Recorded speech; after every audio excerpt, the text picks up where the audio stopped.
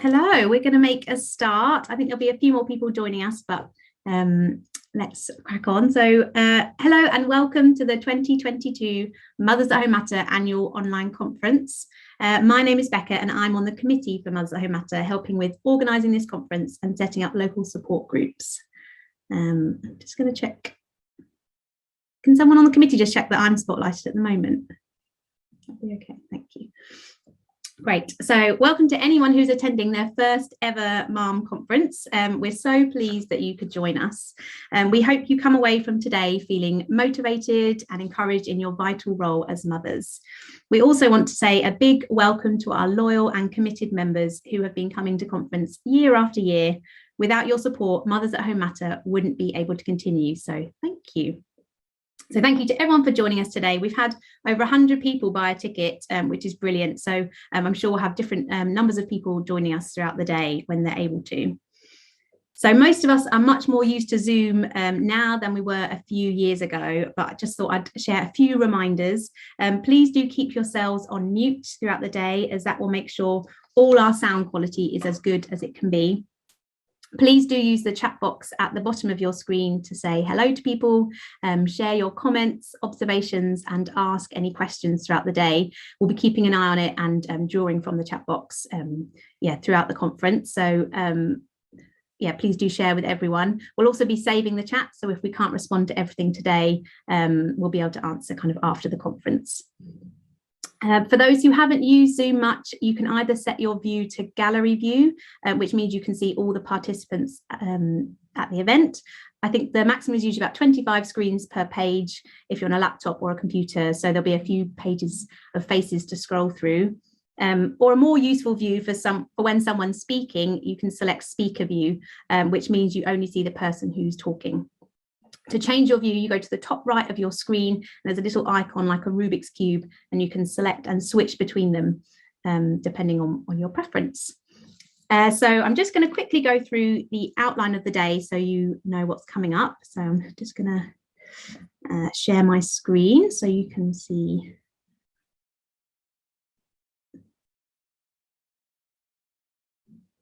Okay. So obviously we've opened the conference and we're just doing a bit of a welcome now, and then I'm going to hand over to Anne in a minute, our chair, to do a welcome from her. And then there'll be 6 different updates about different areas of work that MAHM does during the year. And then at 11:05, we'll have 2 seminars that will be running at the same time. So you should have had information emailed to you about those seminars, but I'll put some more information in the chat near the time. So you get to choose one, but don't worry, they're all recorded, so you'll get to catch up on the other one after the event. There'll be 2 seminars to choose from at 11:05, and then a quick swap over, and then another 2 at 11:50. And then at 12:30, we'll be breaking for lunch. So just a quick half an hour to go and grab a sandwich. I'm afraid as it's an online conference, you'll have to sort your own lunch out. We can't provide it. I wish someone was providing me lunch, because my Tesco's not coming till tomorrow. So I've got quite a boring lunch, but I hope you will have nice lunch breaks. And then we'll come back at 1 o'clock for our keynote speaker, Erica Commissar. So she'll be talking to us from New York. So for those who've been to conference for a few years, you'll see we've kind of switched it around this year. Usually we have our keynote speaker in the morning and the seminars in the afternoon, but we switched it around so that Erica didn't have to get up a very early hour in the morning. So she'll be joining us this afternoon, so that'll be really great, and there'll be a chance to ask her some questions as well. And then at the end of the day, we'll kind of sum up with what next for Mothers at Home Matter, what we kind of plan to do next year, and any kind of questions, and a little bit of discussion at the end before we finish at about 2:40. So yeah, in the seminars later this morning, there'll be a chance to share and ask questions. So you won't be on mute the whole day. So there'll be a chance for some good discussions in those seminars. If you need to step away for any reason during the day, that's absolutely fine. I know for lots of us, we'll be juggling children and pickups and things. So yeah, don't worry about that at all. If you need to take a break, what we'd say is just recommend that you stay on the Zoom meeting. You just turn your video off and leave it running. You'll be on mute anyway, rather than leaving the meeting and having to come back in. It's just quicker for you and for us if you just stay and turn your video off, and then you can come back when you're able to. And just a note to say that the recording of the day will be available to everyone afterwards. This will take a little time to be edited, but we hope to send that out to you in about a week's time. So you'll get that emailed across to you, so then you can catch up on any bits that you've missed. Only people who speak during conference will be recorded. So if you say something during today, but you'd rather your face wasn't shown on the recording, please do let us know either in the chat box or emailing us afterwards. Otherwise, everyone that speaks will be on the recording. But if you, as an attendee of the conference, just listening, your face won't be recorded. It's only if you were to ask a question or say something during the day. And then in terms of social media, we'll be interacting on social media during the day. The hashtag is hashtag MAHM Conference 2022. Perhaps someone on the committee can just pop that in the chat box for everyone. So do feel free to tag us or use the hashtag in any posts that you do yourself, so that we can share as well. We'd also love it if you could share about the conference on your Instagram, Facebook, Twitter, LinkedIn, anything that you're on, just to encourage others, so they know about us and they might want to find out a bit more and perhaps come to a future conference as well. This is the third year that I've organised the MAHM conference online. So I just want to make sure we're delivering the right content and speakers and delivering the best event we can. So at the end of today, we'll be sending out a link, which is a feedback survey. So please do let us know your thoughts and be honest, and kind of suggestions for future years, because this conference is for you guys. So we just want to make sure we're delivering the best we can. I think that's all from me. I hope you really enjoy the day. We've really enjoyed putting it together. We've got some great speakers coming up. So just enjoy. And I'm now going to hand over to our chair, Anne. Thanks, Anne. Hi, and it's so lovely to see you all, and really lovely to see a mix of all ages. I can see my own mum here, so hi mum.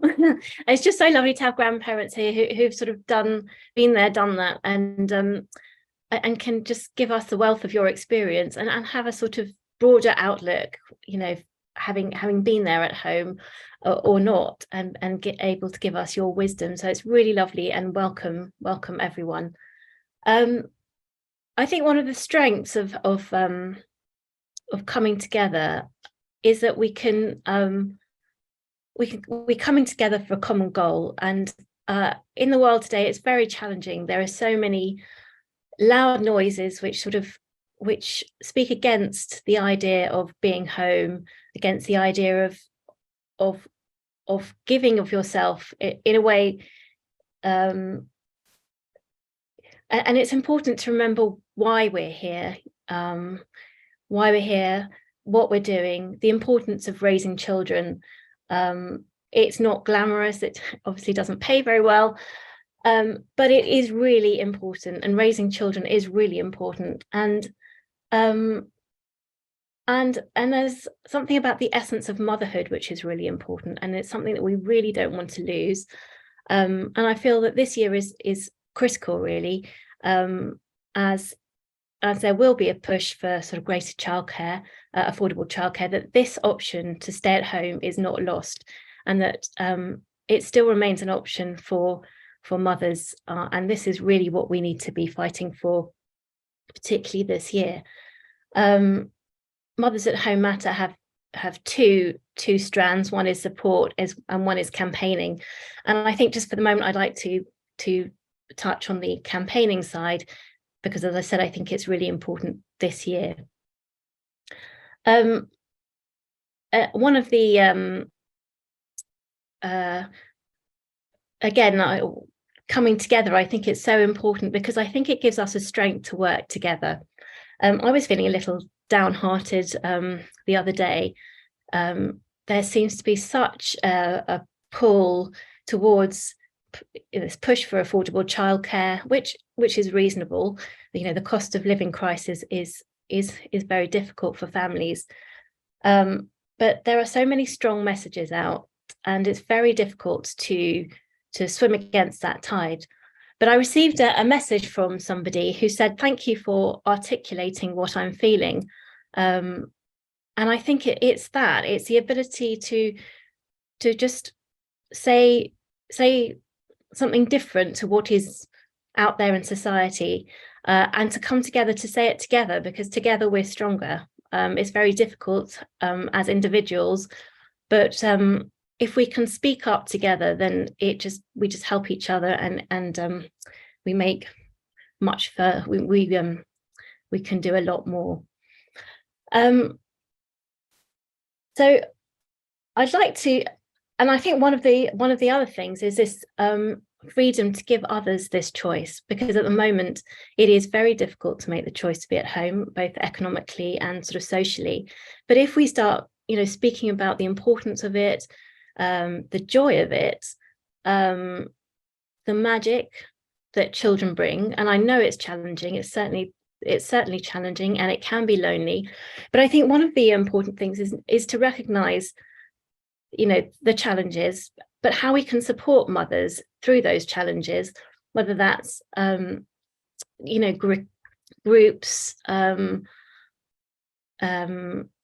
well, we'll talk about that later, but I think mothers need the freedom to make the choice to be at home, and that's what we're here for. That's what Mothers at Home Matter are here for. So I just want to show you a few slides. I'm going to share my screen. Oh, no, hold a minute. Share screen.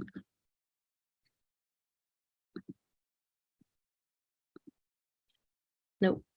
Can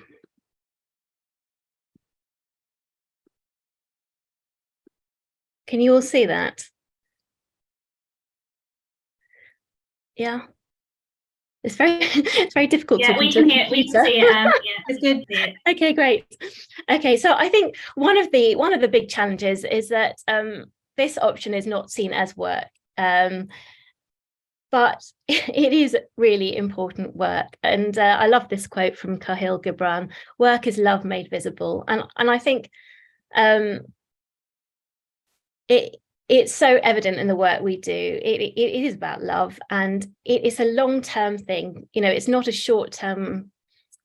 It's not short-term gains. It's a long-term investment, and it's at the essence, it's love, and it's the work we do is making this love visible, and creating home, creating a secure place for our children, and extending that into the community, building relationships. All these things are really important. So here are some of the challenges. So when I attend meetings, these are the sort of things that you hear.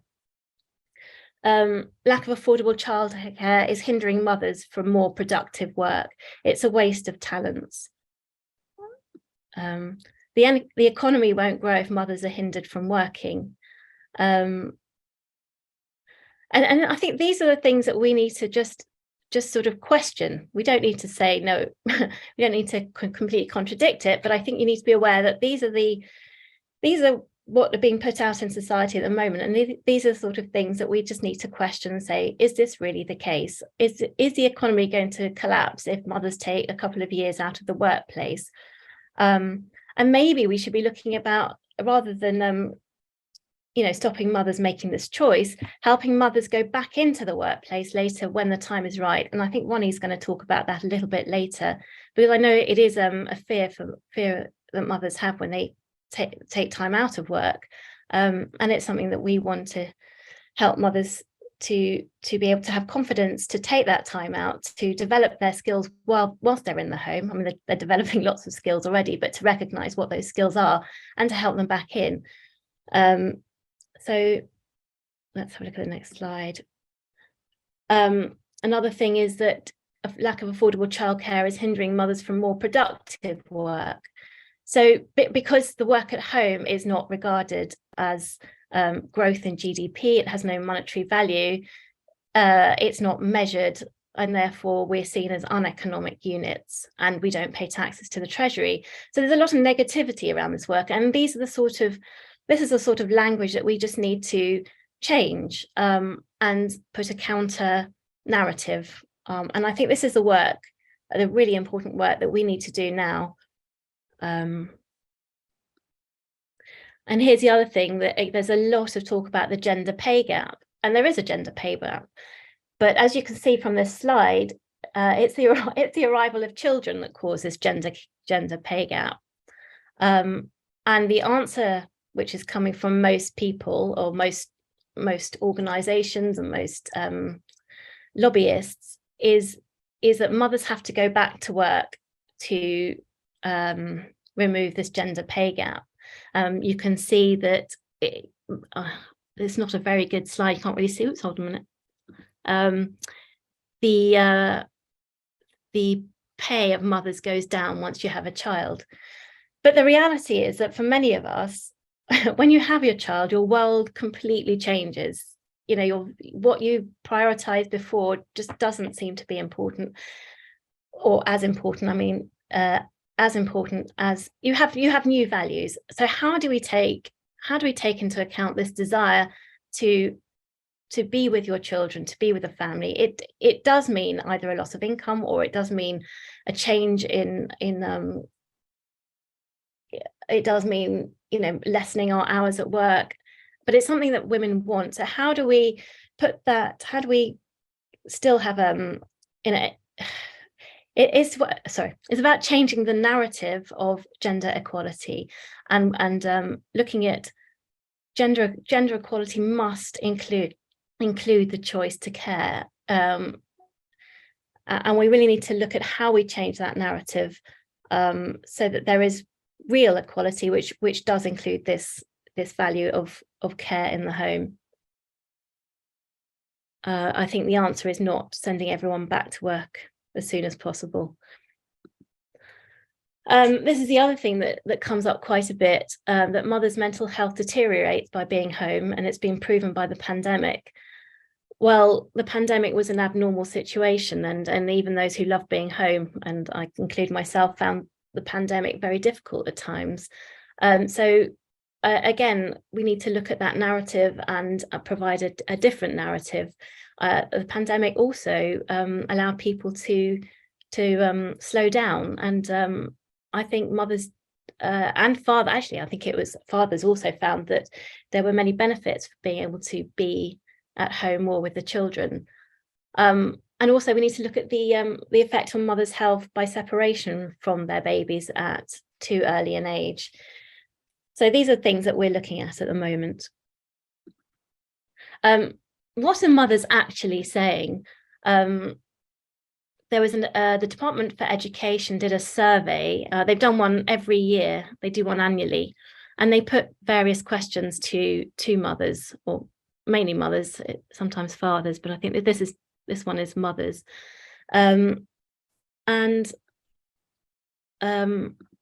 So one of the questions was, if I could afford it, I would work fewer hours so I could spend more time looking after my children. And the majority of mothers agree with this. So over 50% are saying they would rather spend more time looking after their children. And I just want to point out that this is, I think there were about 5,000 mothers who were asked, and they were looking at mothers with children ranging from the ages of 0 to 14. But if you condense that to mothers with children ages 0 to 3, I'm sure those stats would be higher. And then the second question was, if I could arrange good quality childcare, which was convenient, reliable, and affordable, I would work more hours. And again, the majority disagreed with that. They don't want to work more hours. So we really need to be talking about this, trying to engage with these mothers, and really bring out this side of the argument that it's a choice that mothers do want to make, and fathers, but this is concentrating on mothers at the moment. Not everyone wants to be home full time, but again, that's understandable when you're looking at mothers with children ages 0 to 14. I think once your children start going to school, or you do want to do other things, well, actually there's different critical times. I know with my children when they were teenagers, I was so glad that I was able to be home based for when they got home, because they often came home with all sorts of emotions. So these sort of things really need bringing out. We really need to point out what mothers want.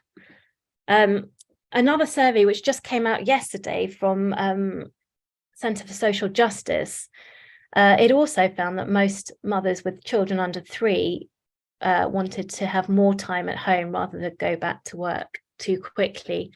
This shows that over 60% of families wanted to have more choice. So whether they gave money to, whether taxpayer money should go to a grandparent or themselves to look after their children, or a childminder.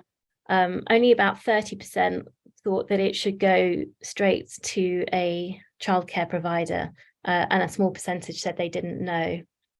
This was a survey with Public First, which actually it just came out yesterday. So what are we doing? Oh, actually, sorry, no. So this is the sort of thing that the newspapers are saying, and what's been out in the news in the last few months. UK childcare is collapsing and forcing mothers back into the home. Liz Truss's tax plans will push mothers back into the kitchen, Charity warns. She added, "Is that what we want? To force more mothers out of the workforce and back to the kitchen sink? We know that it is women who make these sacrifices, not men, and so the gender pay gap will widen and women will have less financial independence." And I just wanted to look at whether that was true or not.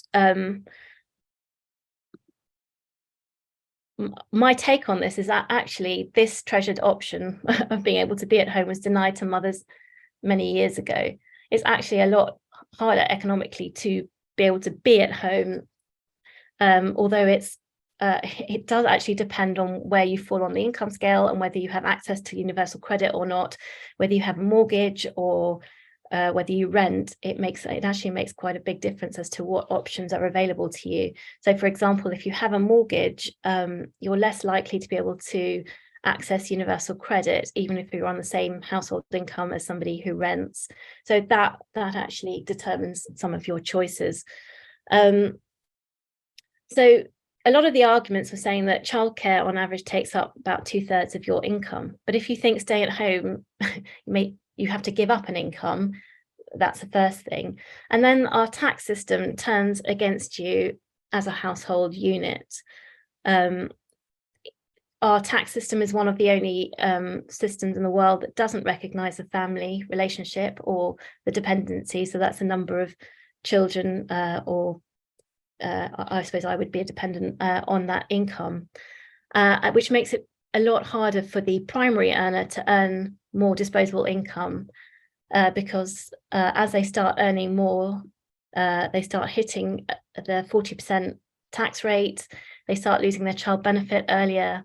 Whereas if you have 2 incomes, your household income can be higher before it hits the 40%. You don't lose your child benefit to a much higher point. So the choice to stay at home is penalised in our tax system.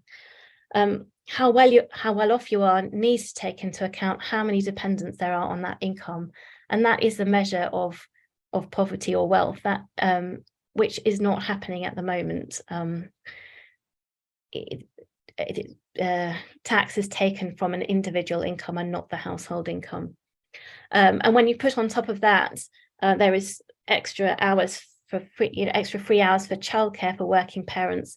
The balance again tips against being able to be at home.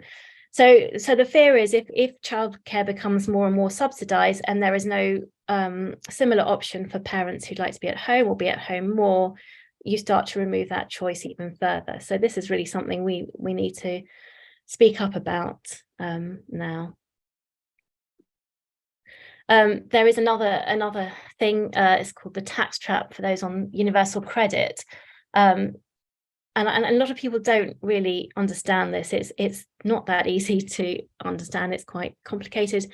But even if childcare was fully subsidised and mothers were able to work more hours, they wouldn't bring home significantly more disposable income, because for every extra pound you earn, 69% of that will be deducted in tax and benefits. But again, it's not widely known. And one thing we do want to ensure is that benefits are not taken away from mothers who want to do more caring at home. And I know there was some talk of reducing benefits for mothers who weren't working enough hours. But I think we all need that choice to be able to be there, particularly while they're very, very young. This was something that came out yesterday, which was very interesting, by the Centre for Social Justice, the case for family credit. It was so no work condition to qualify for the credit. Parents can choose their childcare provider, including themselves if they want to. Pool current budgets for the 15 and 30-hour entitlements to fund the family credit.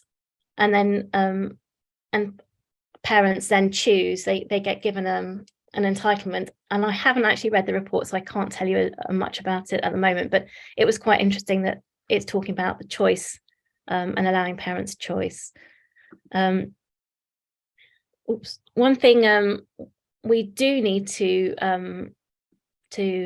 focus on this year is fairer family taxation system. There's talk in the news at the moment that the taxes will be higher for those with higher incomes, but we just need to point out that to make sure that it is the wealthiest who pay the taxes and not just individuals earning high salaries.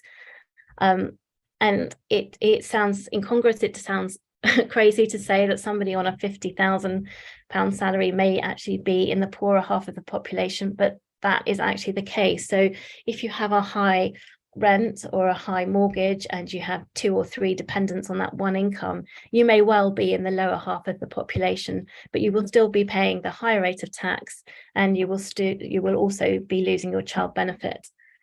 So we really need to make the point that the household income needs to be, that you need to look at that household income when taxed. So household income divided by the number of dependents should be the unit for measuring how well off an individual is, and we're pushing for choice, that families can be taxed as a household. So what's MAHM doing? Anne, sorry, you've got a couple of minutes. Oh, sorry. Okay. What are we doing? We're trying to respond to anything that comes up. So in the papers, we've written to the Guardian, we've been in the Telegraph, we've written to the Times. We are engaging. I've written to the Duchess of Cambridge. We're engaging with MPs, with Miriam Cates is a fantastic advocate for us. She's always talking about choice and the valuable work that mothers do at home. This is Don Draper, Tax and the Family. They've done a lot of work on this issue of taxation. This is Policy Exchange, a think tank. We attend meetings. This is the Nuffield Foundation, where a lot of the ideas about the gender pay gap and a lack of a childcare hindering mothers, where they talked about wasting women's talent to be at home. And there I spoke up about what if we thought raising children was the most important job? How would that affect how childcare was discussed? And actually a lot of people came up to me afterwards and said, wow, thank you, that was I agree with you. So it's really important just to speak out and to ask questions. And here Anna and Ange have been busy taking our leaflets round. One of the things that we lack are numbers. So politicians listen to numbers. If you saw the Pregnant and Screwed March of the Mummies, they had thousands and thousands of people marching, which was quite an incredible feat, really. I quite admire their campaigning vigor, but we do lack numbers. So this is one thing that we really need to address and see how we can get a different message out and really widen our reach. Just one last thing. So hopefully on Thursday, the Daily Mail are going to publish my letter, Choice for All Mummies. It's actually up on our website, which talks about choice for all, and I'll just read the bottom bit. Raising children is important work, not the burden bandied about in political debates, hindering mothers from more productive work and wasting their talents. That nurturing roles are not recognised as contributing to the economy does not mean the contribution does not exist. It is time to change the narrative, give mothers more choice, and start a new quiet revolution that values care provided at home.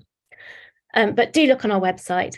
One idea I did have, and I haven't told anyone yet, is I was wondering if one way of getting the reach out wider was to when that letter goes out, that maybe all our members and anyone who follows us could say something like, and I haven't really formulated it, I want the choice to care, or we want the choice to care. And I don't know what the wording will be, but we can start our own Me Too movement. But we really need to think about how we can counter these messages, how we can grow, how we can really save that option to choose to be at home. I haven't I can't actually see one. I'm going to stop sharing now.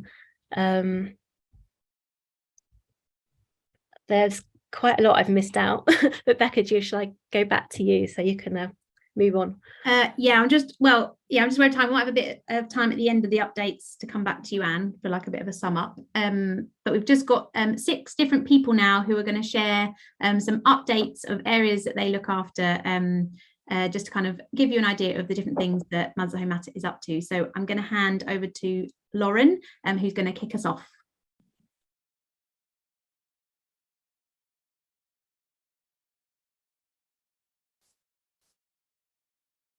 And I will share your slides for you, Lauren, as well. Thank you. Am I off mute now? I'm struggling to... Yeah, there you go. You're off mute. Okay, great. Thank you very much. So, yes, my name is Lauren Lewis. For those of you who have not met me yet, I'm the People and Strategy Lead for Mothers at Home Matter, sitting on the committee. So it's my pleasure today to talk to you a little bit about roles and how you can get involved with volunteering at MAHM if you have some free time that you would like to donate to our cause. And Anne talks about how we're looking to change the narrative, and we'll only do that with numbers, to Anne's point. And part of that is numbers helping us drive the message, but also we need some help creating some of that message in the background. So I'm going to share with you 6 opportunities we've got at the moment, but there are also plenty of other ways you can get involved. So if you see any of these 6 roles and you think that this is for you, please contact me. My email address is at the bottom, people@motherhomeathomematter.com. But equally, if you think there are other ways that you could support us that are not in those 6, don't feel constrained to that. I'd still love to hear from you. Drop me a line and we can see what we can do. So the first 3 I wanted to share with you is conference marketing. So Becca's been doing a great job, as you can see, this year organising our conference. It's our biggest event of the year. We quite like to try to grow that every year as we do, and we need some help primarily just before November, but through the year in promoting our November conference. So if you are up for helping decide themes, designing flyers and things to help promote us online and offline platforms, then this could be for you, developing your marketing and event skills. So I always want to make sure that we're getting something out of you and you're getting something out of us if you're volunteering. So these are great ways to build skills you might already have, or develop new ones. We've also got a great job for social secretary, so we really want to bring more people together. We've obviously had a lot of online stuff in the last few years, thanks to COVID, but we are really up for getting people face to face again, and we know that there are value of mums meeting mums. So if you are the sort of person who would love to create some special events for like-minded mums, we would love to hear from you. And again, you'll be able to get more organisational and event management skills from that. And then Philippa, I don't know if you can probably see Philippa on your screen in one of the little tabs. Philippa's our newsletter editor, and she's doing a great job, but she also has a lot of children she's homeschooling as well. So I think Philippa would absolutely love to pass the baton on of newsletter editor. It comes out biannually, and if you've got some ideas to kind of lead the creation of that, join our monthly committee meetings so you can hear about the work that we're doing to get involved and then decide on themes and articles, then this is probably the job for you, and great ideas to kind of develop your communication and your storytelling skills. So they were my first 3. Becca, I don't know if you could skip to my other 3. Oh. Thank you. We're also looking... campaign team. We're looking for some campaign team members. So Anne and Anna, who you can probably see on your tabs, are doing a great job with starting up our campaign base, and we're probably at the kind of creation level of this at the moment. So we're really, really excited to have some new people join us to help support that campaign. So if you've got some desire to shape some of the policy, there's some great opportunities ranging from kind of creating campaign materials or to attending conferences and meetings, and potentially speaking to the press. And so there's a great opportunity to kind of develop change management skills, which is something that we're really keen on. As Anne said, there's some great people out there campaigning for other sides of the childcare arena, and we'd love to be able to provide a bit more for our kind of views and beliefs. If we've got some support there from you guys, that'd be brilliant. We're also really looking for someone to do some database consulting with us, just to help us build a bit more of an automation around our membership database. So if you've got any of those kind of database skills, we would love to hear from you. And then finally, we're also looking just for some MAHM representatives. So I guess this is probably one of those things where you can dip in and dip out a little bit more than some of those other roles. If you would like to attend some conferences or meetings on our behalf, all you would need to do is then attend and feedback for us, so that we can keep a kind of finger on the pulse about what's happening outside of our organisation. That'd be great. Plenty of online opportunities, because lots have stayed that way since COVID. So possibly you won't even need to travel, but we do cover expenses if you're needed to travel anywhere. So again, a great opportunity to meet other people, develop your communication skills, and build some confidence.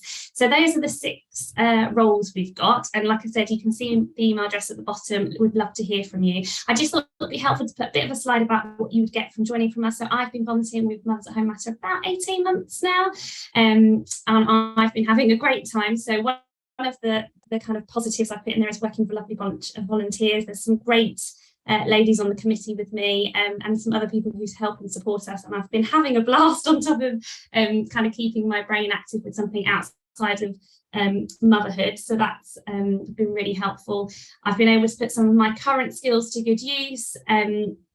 Being the people and strategy lead was something I did in a career as it was before I had children. So it's been nice to be able to use those skills, but I've also gained a whole load of learning and skills that I didn't know. I hadn't worked for a not-for-profit before, and so it's been enlightening in lots of different ways. Gets you out of your comfort zone. So if you feel like you might want to try something a little bit different, this is a really safe place to try it, and we'd really welcome.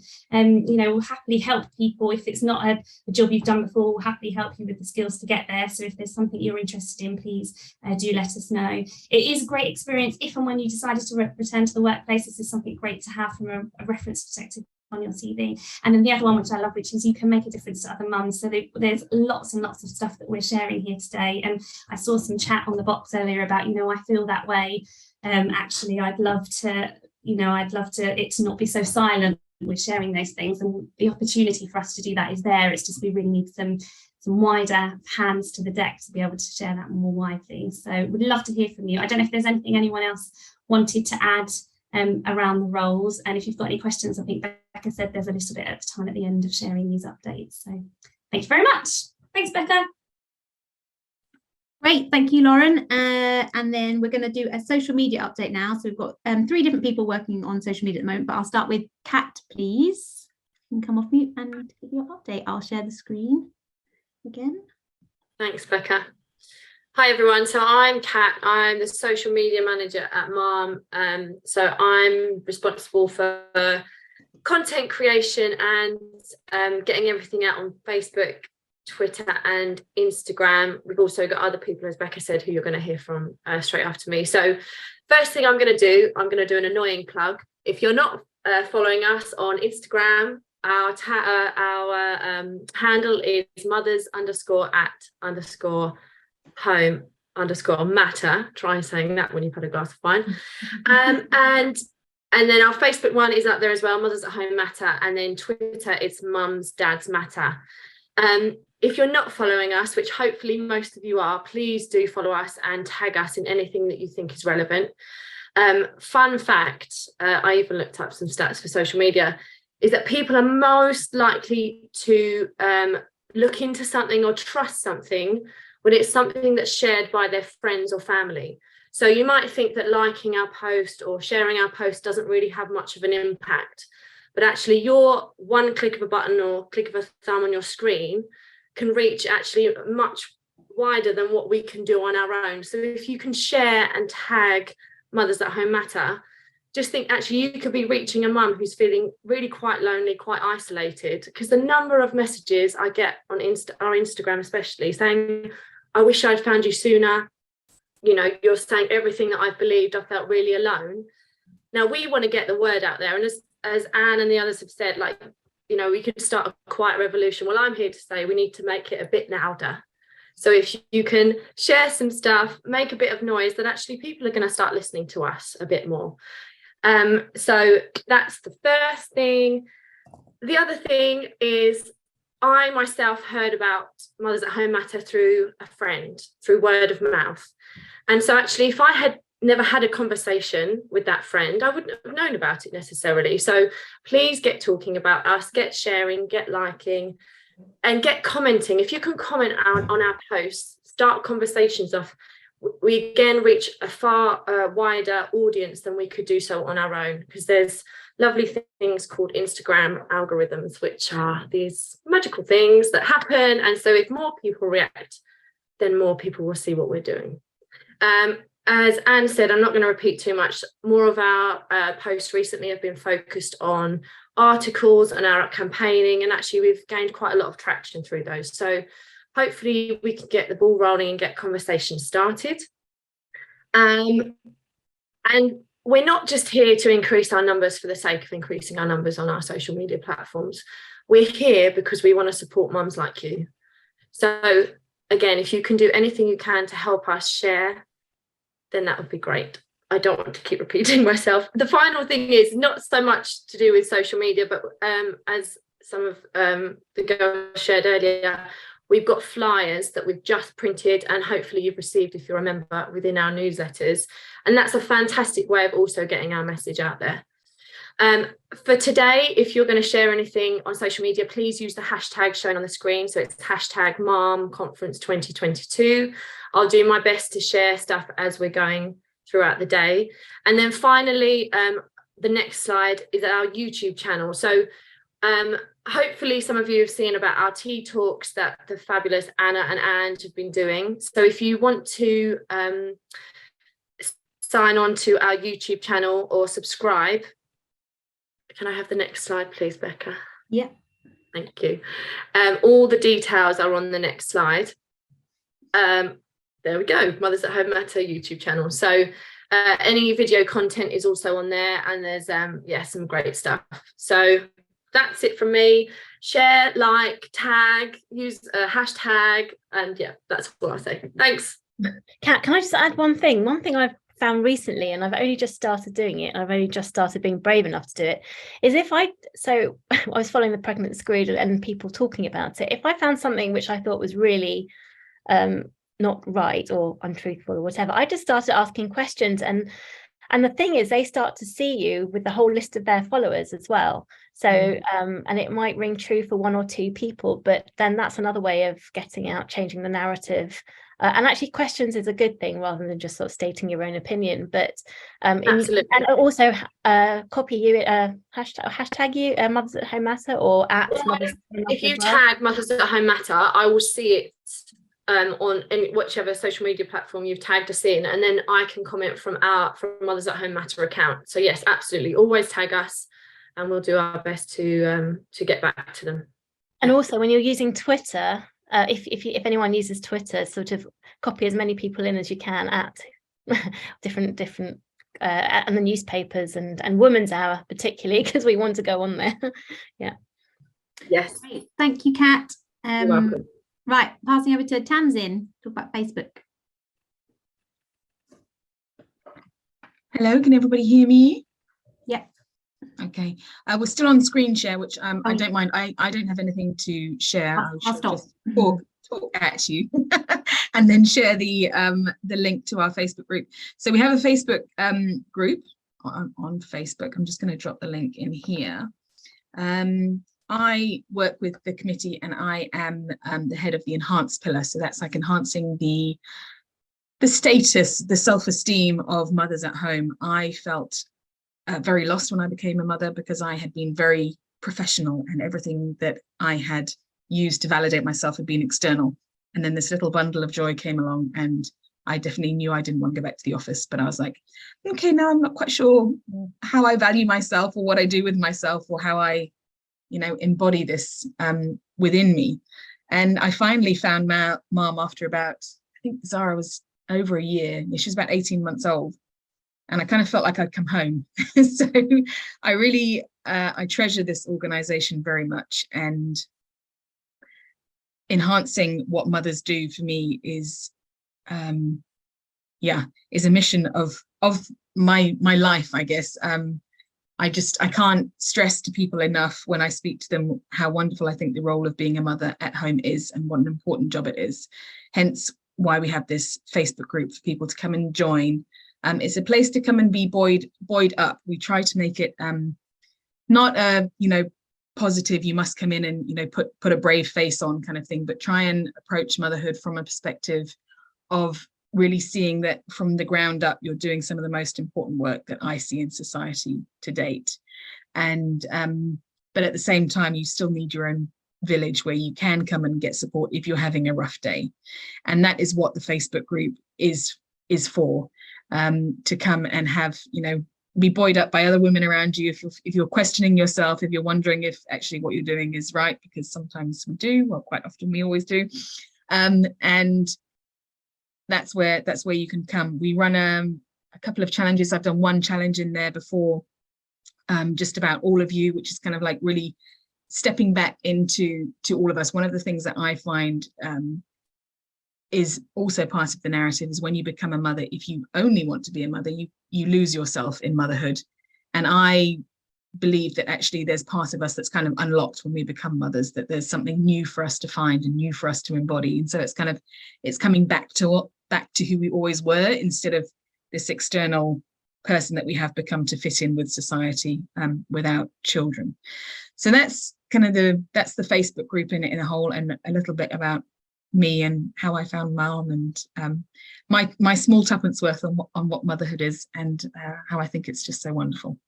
So please do come and join us, and put your two bits worth in the Facebook group.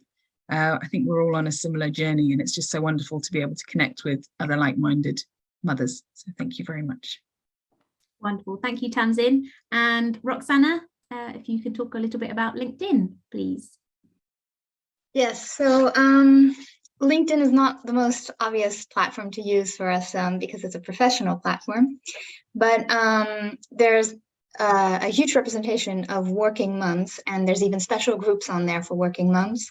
There's a ton of posts about them describing what it's like to be balancing the career and motherhood. And so I feel like it's only telling half the story. And what we really need to do is to have stay-at-home moms represented on there as well. Because after all, we're all working, we're just not getting paid for what we're doing, but it's still work. And thus, I still think it belongs on LinkedIn as well. So I think to change the view that a lot of people have of what it means to be a stay-at-home mom, we need to be heard everywhere. And this is also one of those platforms where we should definitely be heard. It can also help other moms who are hesitating, who are currently working, and they're hesitating whether they should step down and become stay-at-home moms. So it would be that kind of support for them. And on top, I think we should definitely make men our allies, because in a lot of the other areas, it's very much men against women, and about equality and all that. But there's a lot of men that are actually posting about their stay-at-home moms on LinkedIn and praising them for making that choice. So yeah, I think it would be great if more of us are on there and telling about what we do and what's important to us and why we've made these decisions. So the mom page is quite recent on LinkedIn, but over the past few weeks, I've started posting a bit more regularly.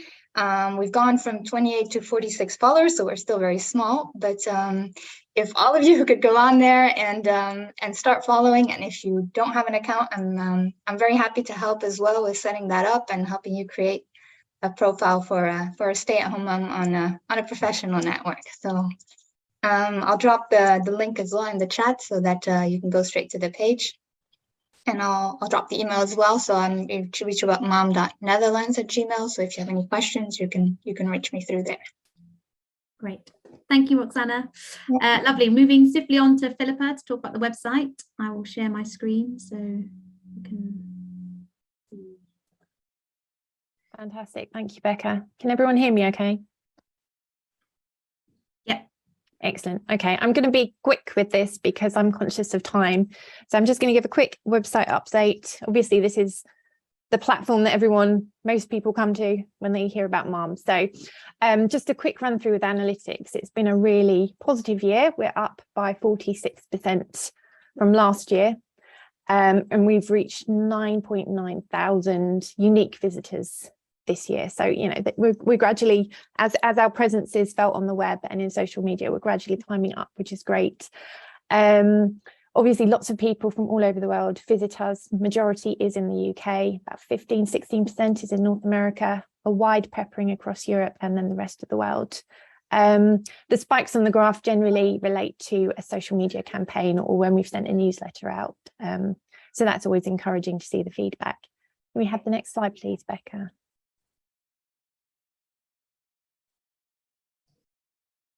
Oh, yeah. We've got the next slide. Thanks. It seems to be a bit of a delay. There we go. It's always interesting to see where people are coming from. So we've got majority still come directly to the website. And these stats have stayed fairly constant. The only difference is with the social and the referrals. Some of those referrals are actually from social with LinkedIn, and we've had a massive hit this month with a website, referrals from a website called, I think it's grandsnet.com or something like that, as the grandmothers and grandfathers have realised that there's obviously there's been an impact on the next generation with childcare, and they've been talking about how important it is to have for their children to have their grandchildren to have that choice. So that's been interesting. There's been a little change in that, but most are direct hits. We are looking to see if we can improve the searchability of the website, because that would be really helpful, but I'll talk about that in a minute. Have the next slide, please, Becca. Yep. Thank you. So new content this year, we've been very busy. We launched this particular brand of website in 2020 during lockdown, and we've been adding extra little bits to it. Can I have the next slide, Becca? And I'll go through some of the things we've done. So the biggest part was the campaign resources. So as we push out with different campaigns, having a section of the website where you can go to find template letters to give you an idea of what to write about if you want to write and make a noise but you don't know what to say. Also finding your MP, and other letters that other people have sent to their policy makers, MPs, etc. So that's been a good new resource that we've added to the website this year. Next slide, please. FAQs, we get lots of questions. These are the main questions that we get. So we thought we'd have a page where we can answer these quite important questions. And I think on the next slide, I've got a couple of drop downs. So, you know, we've done a little bit about answer, and then we've put a button there, like support groups, for instance, or what about my career, to direct people to the right part of the website where they can have more answers to their questions. Next slide, please. Other new content, like Anne was referring to, we've been doing a lot more updates on the website when we've been writing to newspapers. So we've been trying to keep that as current as possible. So for instance, you can see a little picture there, March of the Mummies was on Saturday. So we had our response, and as Anne says, there might be a letter posted, I think she's mentioned one of the newspapers this week. So we're trying to keep that all current. Got some great book reviews in the article section. We try to keep that interesting. Sometimes there will be articles in there from the current newsletter, which members receive twice a year. And then we've also now got replays from 2020 and 2021 conferences on there as well. So lots of resources to dig into. Future plans, we need to create a web page section on the website where everyone can go to get all the current research. That's at the moment, it's peppered around in topics across the web page website. So having a central place is a goal. And like I said earlier, trying to make the website more searchable would be a huge benefit. Can I have the next slide? I think it's the last slide. Oh, that was it. Oh, okay. I think there was one with my contact details, but that's fine. So yeah, if you've got any ideas on how to improve the website, it's only as good as the volunteers who are working on it. Do contact me. I think my I'll put my email in the chat box, comms@mothersahomematter.com. If you've got any input you'd like to give us, we're always happy to hear feedback. So thank you. Thank you, Philippa. I'm just going to give a quick local groups update now. So I head up the MAHM pillar of support. So we aim to support mothers in their journey as they raise their children and deal with the challenges of being at home. And that's exactly what our local supports aim to do. Local support groups aim to do. We are so thankful to our 16 group leaders who connect with mums in their local areas all across the UK. In the last year, we've been using the term contact person more than group leader to show that the role is mainly about bringing mums together, and then the group members can organise meetups as frequently as they would like to. So this takes the pressure off the group leaders to organise regular meetings, which can be tricky when we're all juggling children. But the contact person role is still as important as ever, as it enables local mums to find each other and find support from the group. I asked one of our newest contact people about why she decided to set up a group in her area, and this was her response. I was keen to join a group in order to meet other stay-at-home parents, as there didn't seem to be any at the groups and classes we were attending. I was keen to learn from others about how they manage their time, lives and home environments as stay-at-home parents, and to have the support of those who had made the same decision as me, as it seems very countercultural to choose not to return to work these days. There wasn't a group local to me, so I agreed to set one up. I've been pleased to find that there are other stay-at-home mums around who recognise the value of being physically present for their children as they grow up. So it's as much about providing support for the group leaders as it is for the group members. Excitingly, we've had our first international support group set up by Roxana in the Netherlands. So if you'd like to hear more about how that's going, please do go along to the international seminar a bit later on this morning. Our local support groups have been going for over 2.5 years now, and I want to specifically thank Esther, who leads our Oxfordshire group, as her group has been going since the start. So thank you, Esther, for sticking with it and for your commitment to supporting local mums. If you're interested in finding out more about our local groups, please put your details in the chat box, kind of where you are, a contact email, or you can email us on groups@mothersathomematter.com, and either myself or Lauren will be happy to talk you through it and yeah, get you set up and meeting other local mums. Yeah, so that's groups. You can see we're a little bit behind, so we're whizzing through. Anne, I've got you down as campaigning. Do you want to say anything else now? Yeah, just quickly, I forgot to mention about donations and things. You can do that later as well. We've got time at the end of the day. Oh, have we? Okay, just say that that your membership really counts. We do need numbers, just although, but we also your donations are really valuable. We want to do things like polling. I think we do need to do more polling to see what mothers want. But that is really expensive. That's about sort of £10,000. I can't think of anything now. I'm going to pass also over to Anna, because I think Anna had a few things to say. Hi, I'm going to try not to take too long because I think I have to end up rabbiting on. Hello, I'm Anna. I'm kind of racing now.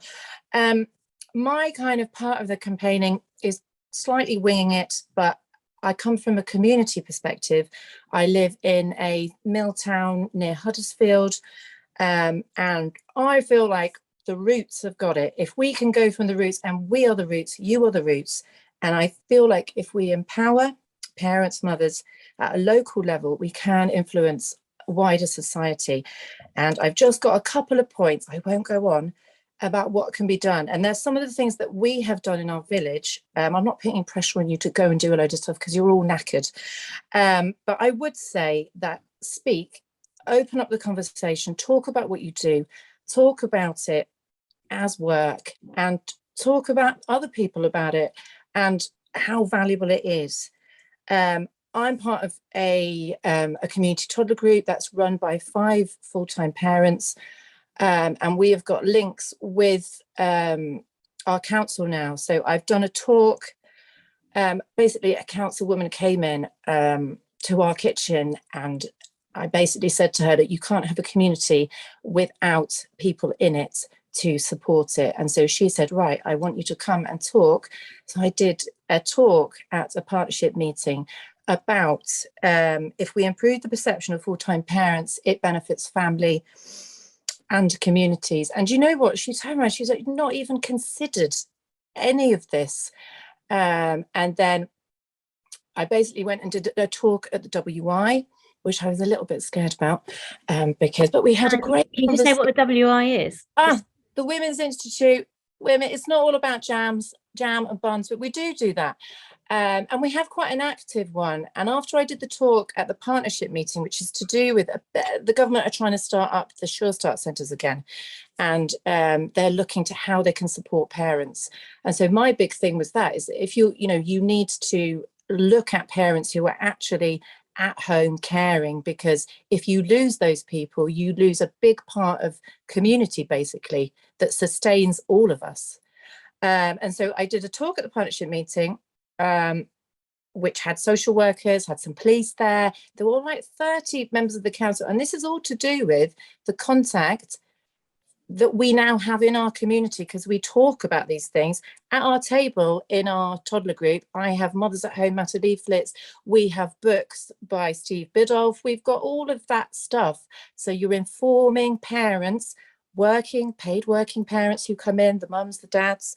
But anyway, I did it at the WI. And even this morning, when I was dropping off at school, one of the mums there was like, I was just talking to Sarah about you and your talk. And I was like, brilliant. So it, gradually a drip effect, I feel like, in a community, if you talk about things. I mean, we've got leaflets now in our local library. I had a chat in the kitchen with Amanda. She was like, I'm all about choice. I am all about choice. So it's not a us and them. It is about the choice and that we're all working. I just find it really heartening when I see the mums and the dads who come to the groups, because they feel valued by what we do. And 5 of us are full-time parents. And anyway, we've got the MP coming down on Friday because I sent him my talk and I've stalked him, and we're all dressing up on Friday in costumes. But I have to try and think about what to say to him. But, he's coming. He's going to come and listen to us. And because I think we have a lot to say. And, you get all these articles in the papers and we have a voice. I just want to read one thing and then I'm going. Okay. So one more thing. This Vanessa Ollerenshaw, Liberating Motherhood. Right. I'm just going to read it because it might empower you. So this is her talking about this book. I found that invisible and muted feeling in the work we do as mothers, in our voices that are kept silent and hidden from the public sphere, destined never to be heard. Painful for I started on this, not so much now that I am not alone in feeling the way I do. We exist. The time for a mother movement has arrived. It is not just sisterhood, but motherhood, which is powerful. I recommend reading her. We're the power here, aren't we? We are the power. We've got more power than we think. Anyway. Thank you. Thank you. Anna, did you manage to aren't they going to pass a resolution in the Women's Institute? Well, Sarah said, Anna's made a great change. In the middle of the meeting, she was like, it's time for a resolution. And me and Ange, and there were a few of us there. And we were like, yes. So, that's something I need to push on. But, it's talking, isn't it? And, it's great. Anyway, there we go. I can't stop talking. No, someone's put love the spirit, and it's good. I'm just aware that we want seminars to start at 11, otherwise they're going to be really squished. So Ronnie, I'm going to pass over to you. I'm sorry, you have about 2-3 minutes. That's fine. Yeah, that's fine, Becca. Thank you. In fact, it was going to be very short anyway, so I'll try and make it a bit shorter. So good morning, everyone. Hi. For those of you who don't know me, I am a mum to 3 boys who are now almost adults, so 15, 18 and 21. But I did take a complete career break of about 10 years, and then I've been lucky enough to work or volunteer flexibly around my family. I have been involved with Anne and Mothers at Home Matter since 2015 now, so quite a while going on, and I really fully support the transition from paid work into work in the home to raise the children. But I also recognise that there may come a time when you need to or want to return to paid work, whether that's full-time or part-time, or perhaps you're just looking and starting to think about it and say, well, maybe in about 3 years time I might go back, but what should I do now to highlight my skills, what I'm doing to get me into a good place, get my confidence back, so that when I want to step back into that workplace, I'm ready to do so. So we at Career Break People offer you support from the start of your break, giving you tools, workshops and events to do that. And we're also here for you when you want to transition back, or as I've said, as if you're just thinking about it. So you have inherent huge value in what you're doing. You're raising the next generation, which, you know, the employers should remember are their workforce of the future. So if you get it right, it benefits everybody, as well as the whole of society and in the workplace. So you're doing a brilliant job, which you need to remember. I do offer a discount for members of Mothers at Home Matter. So if you email me, I can tell you a bit more about that. And if you're in Hampshire, look out also for our Pondero talks, which are a great way to keep your mind active and learn about lots of different topics, whether that's be, say, developing your skills in Canva or learning some history or understanding what's going on with the energy markets. Just keeps your mind active. And also, you may or may not know that a child's career choice or a teenager's career choices has about 80% of the influence comes from the mother. So if you, the more you know and the more you can impact, the more you give back to your children as well. So you can find us at careerbreakpeople.co.uk and just drop me an email and I'd love to meet you and see what we can do to help you. I hope that's short enough, Becca. That was perfect. Thank you, Ronnie. Wonderful. Sorry I had to speed through those, but hopefully that gives you an idea of some of the exciting stuff that Mum have been up to over the last year.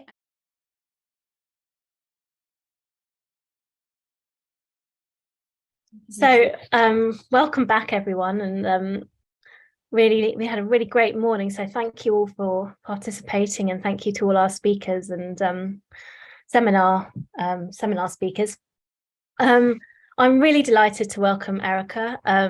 She's been, well, she came, like you said, how many years ago? 5 years ago, to talk to us in person, which was lovely. And she's just such a great advocate, a really brave lady, really prepared to stick her head above the parapet and say, and just speak the truth, really, just speak things that other people aren't really willing to say. Erica's a clinical social worker, a psychoanalyst, parent coach and author. And I think you regard yourself as a feminist, don't you, Erica?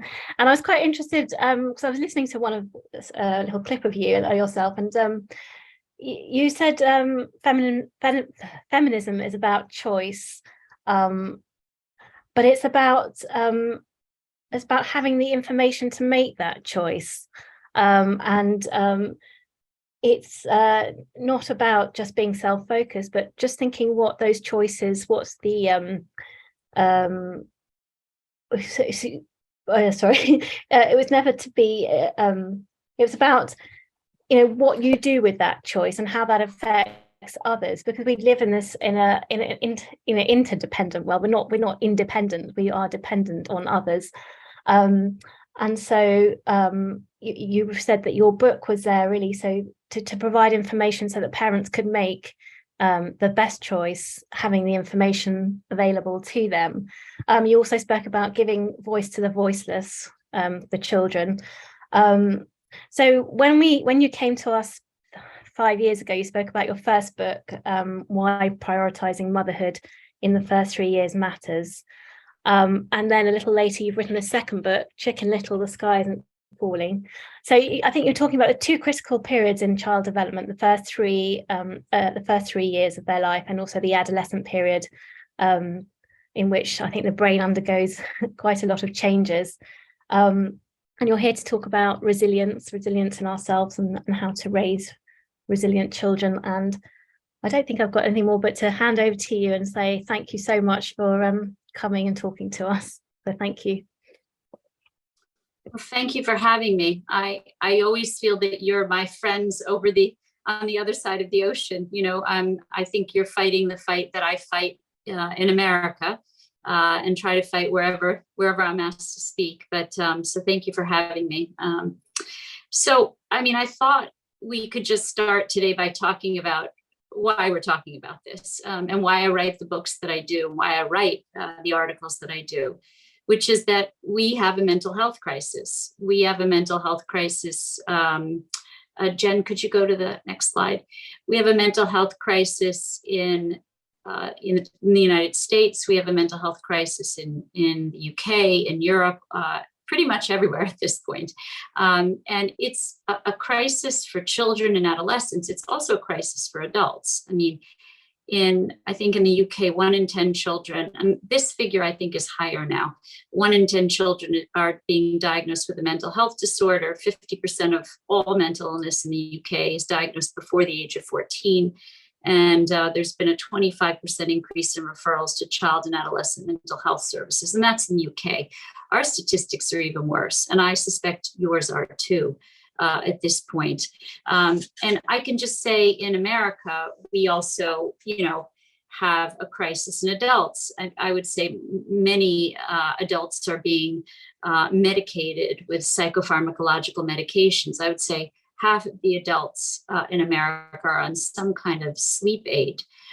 We know as clinicians, as therapists and psychoanalysts, that sleep is one of the first places that we understand we can diagnose mental health issues, when people have trouble sleeping. And so we know that about half the population is on some kind of either a prescription or non-prescription sleep aid. So yeah, we have a mental health crisis. Can you change the slides, Jen? We know, as has been mentioned, and I'm sure your other presenters are mentioning, there are 2 critical windows of brain development where children are neurologically fragile.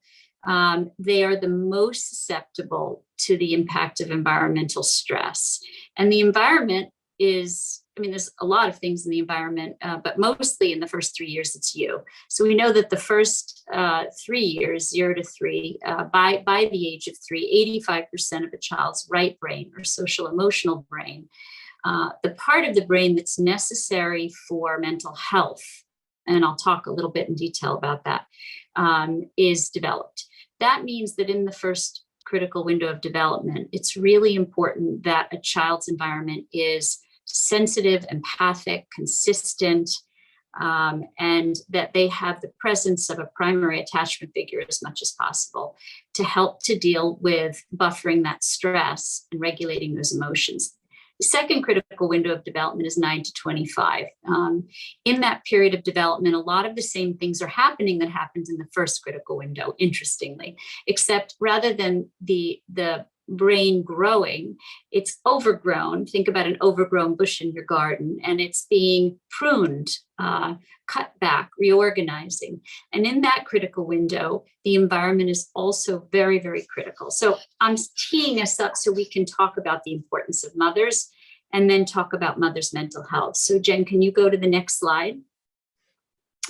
These are the things that a lot of you who came to my presentation 5 years ago and have read my first book, but I just thought I would do a little bit of a catch up.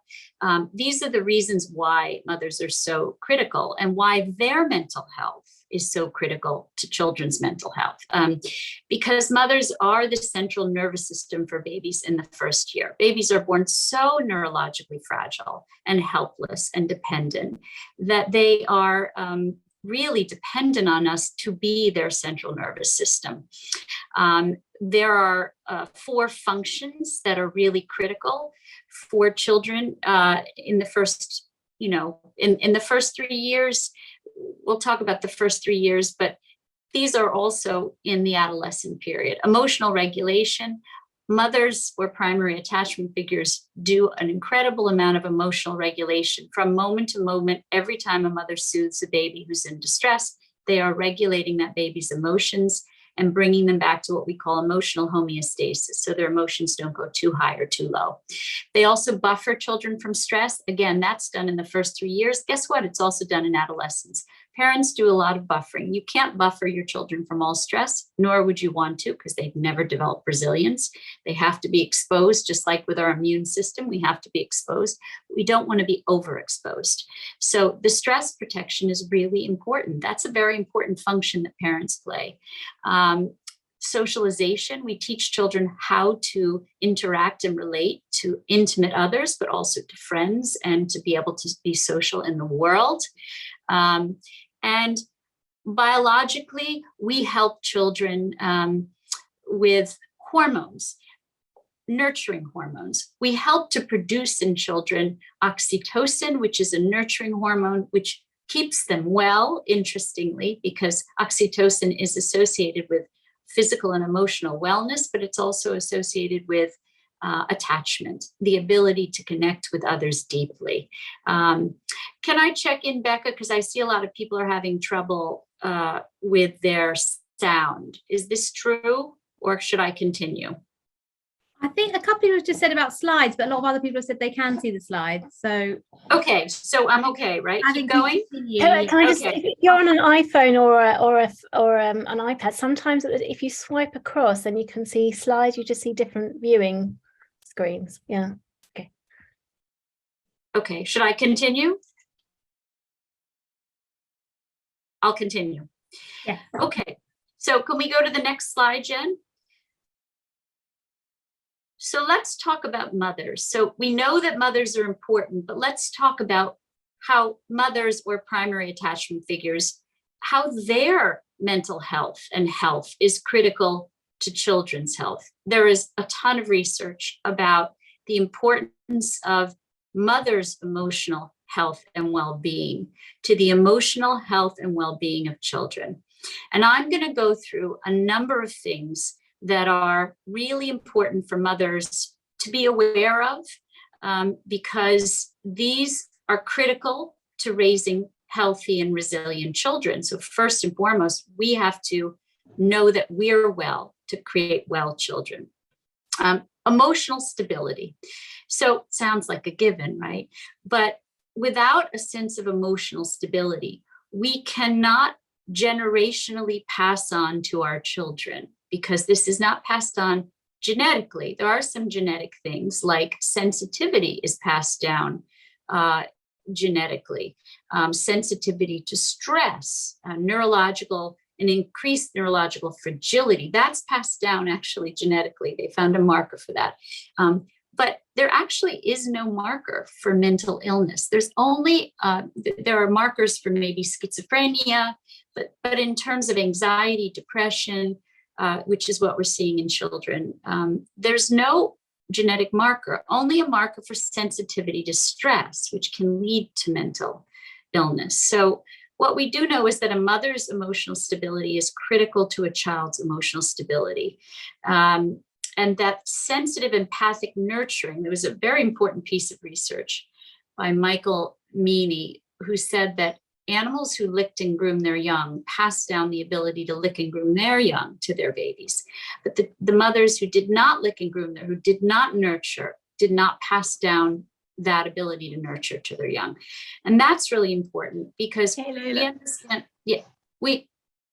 we understand that mothers who are postpartumly depressed or suffer from depression or anxiety, and what we know is that 10 to 15% of new mothers suffer, and I think, again, that figure is higher, suffer from postpartum depression. And sometimes we call it postpartum depression. That depression starts in pregnancy before the baby's born and can last even years after the baby is born. And it is not just hormonal. And I'm going to be talking a little bit more about that. But emotional stability means the ability to regulate your emotions so they don't go too high or too low. So our ability to get to a place of emotional homeostasis and pretty much live there. So, you know, we don't want our emotions going like this. We don't want to be flat either. Emotions should be more like this. So meaning that we can regulate our emotions from going too high or too low. That is then passed down to a baby who then learns that through our modeling.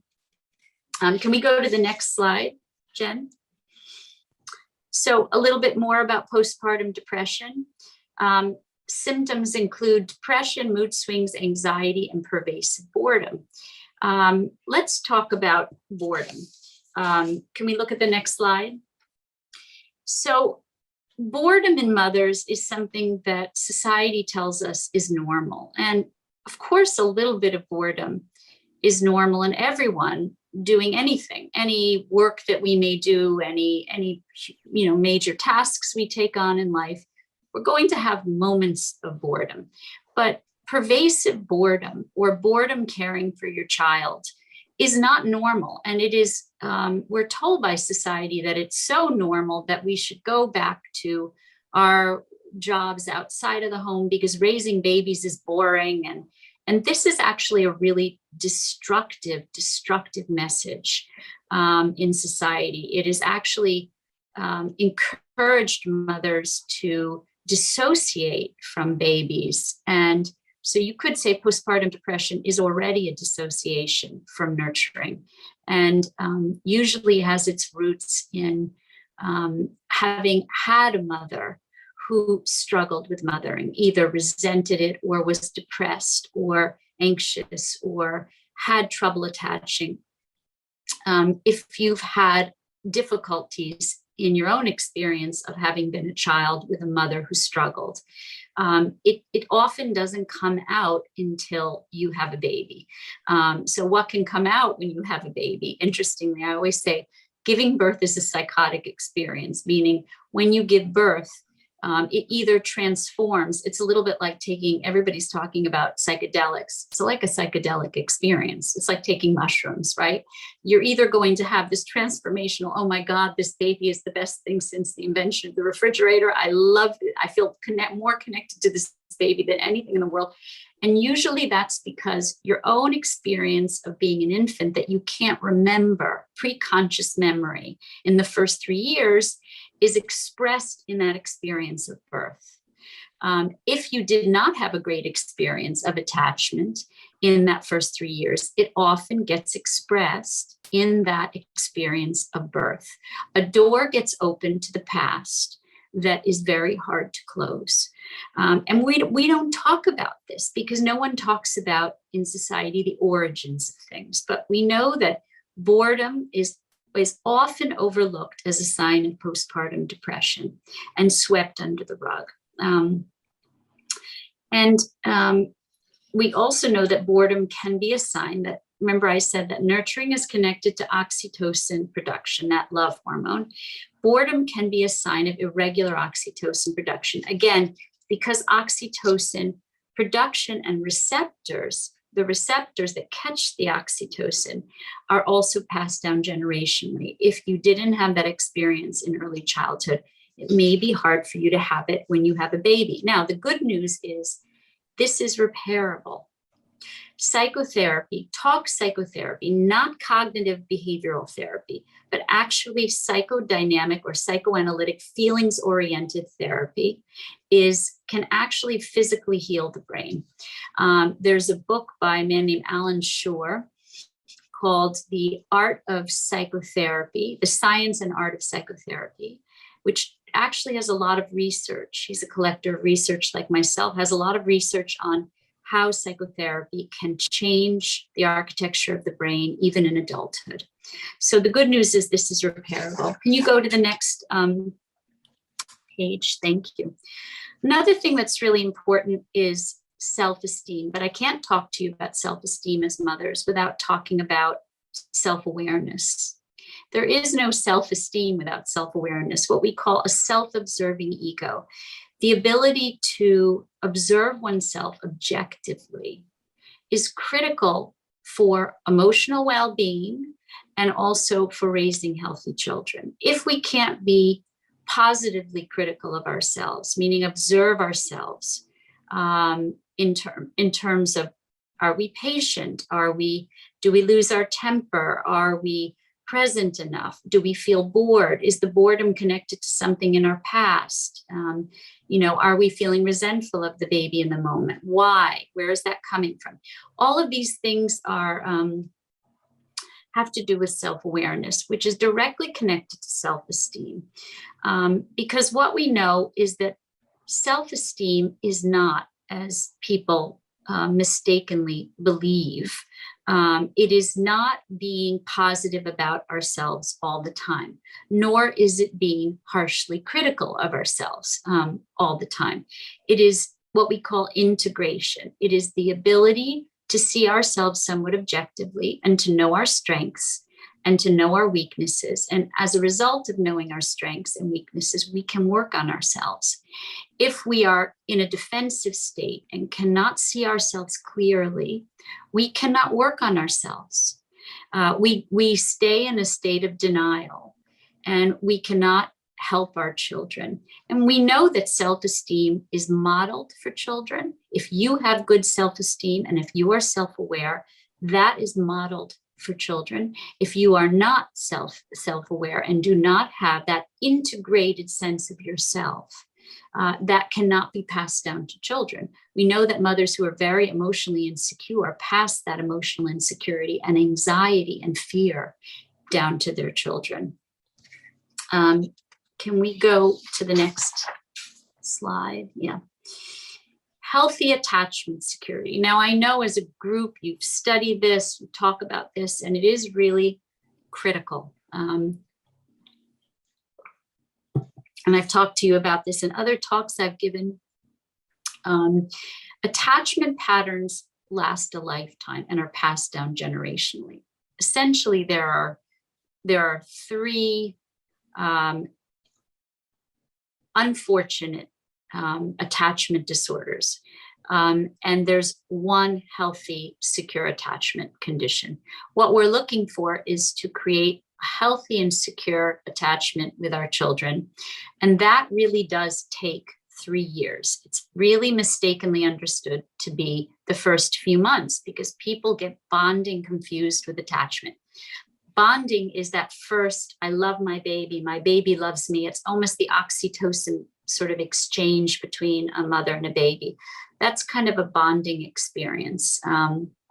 Attachment takes years of reinforcement and presence. And that's really misunderstood. So mothers think, right, I'm attached after 3 months of staying home with my baby. Now I can go back to work full time and my baby will be securely attached. It doesn't work like that because what actually happens in the first 3 years is the consistency of the secure attachment where you're really soothing your baby from moment to moment is a process of reinforcement. So it's not just, here it is, guys. It's here it is again and again and again and again and again. It's that constant reinforcement of, I'm here, you're safe, I can soothe you, it'll be okay, mommy's here. It's that reinforcement over that 3-year period that at the end of that 3-year period, that 3-year-old internalizes a secure sense of the world and a secure sense of themselves in the world. So that's really misunderstood. And I think that was perverted again. I think that was perverted in the 60s when all this attachment research came out because it was the feminist movement desire to get women out into the workforce, anything to get them out. Your baby's fine after 3 months, go to work. And it was really a bastardization of the research. But we know better today that babies don't just need a quickie, sort of to be there, and then you leave them and put them in daycare and they're fine, right? They need that secure attachment and they need that reinforcement. What we also know is that from longitudinal studies that exist now, that infants that are securely attached in the first year remain securely attached 20 years later. But that infants who are insecurely attached at the end of the 12-month period will be more likely to be insecurely attached 20 years later. So this casts a very long shadow on emotional security, mental health, because we know that attachment security leads to emotional security, which is the foundation for mental health and resilience to stress in the future. Let's just talk for a moment about the types of attachment disorders that mothers suffer from. So what we're not talking about is when adults have attachment disorders, they pass those on to their children. And that's important because mothers need to be aware of their own upbringing. Again, we know that if you do have an attachment disorder from childhood, that it's treatable. That's the wonderful thing. This is treatable, it's repairable. But first you have to identify that you have an issue or a problem. The denial is going to prevent you from being able to get the help you need as a mother so you can help your child. Mothers will often come into me in my practice and say, you know, help my baby with their attachment disorder. And I say to them, well, I have to help you with your attachment disorder that created this issue. So I'm focused on you as a mother to help you, because then you can help your baby. That's the parent guidance model. But let's talk about the 3 types of attachment disorders that you might see in yourself or in your baby. And in your mothers and grandmothers, because that's where it comes from. Again, it's generationally passed down. We have the avoidant attachment disorder, which is when, you know, when you come home from a day at work and your baby, or you've been away too long from your baby, or you couldn't deeply connect with your baby ever. And your baby, as a way to protect him or herself, develops a defensive strategy, which is to turn away from you. The baby basically says, well, I can't count on my mommy to soothe me or be there consistently, so I'm just going to have to take care of myself. And that creates a distance, a dissociation, a disconnection between mothers and babies, where a mother will come home and the baby won't make eye contact, the baby won't re-engage the mother, the baby's not interested in the mother, the baby will physically turn away from the mother or turn towards another person indiscriminately. We know that avoidant attachment disorders lead to things, lead to depression and disconnection in adulthood. So people who have trouble forming deep connections and staying connected to other adults, or can't form those attachments at all. And that leads to depression. The ambivalent attachment disorder is when you come home and your baby clings to you because you've been away too long, or because, and this is often caused by mothers who are very anxious themselves, who cling to their babies and are anxious about their babies, and the babies cling to them.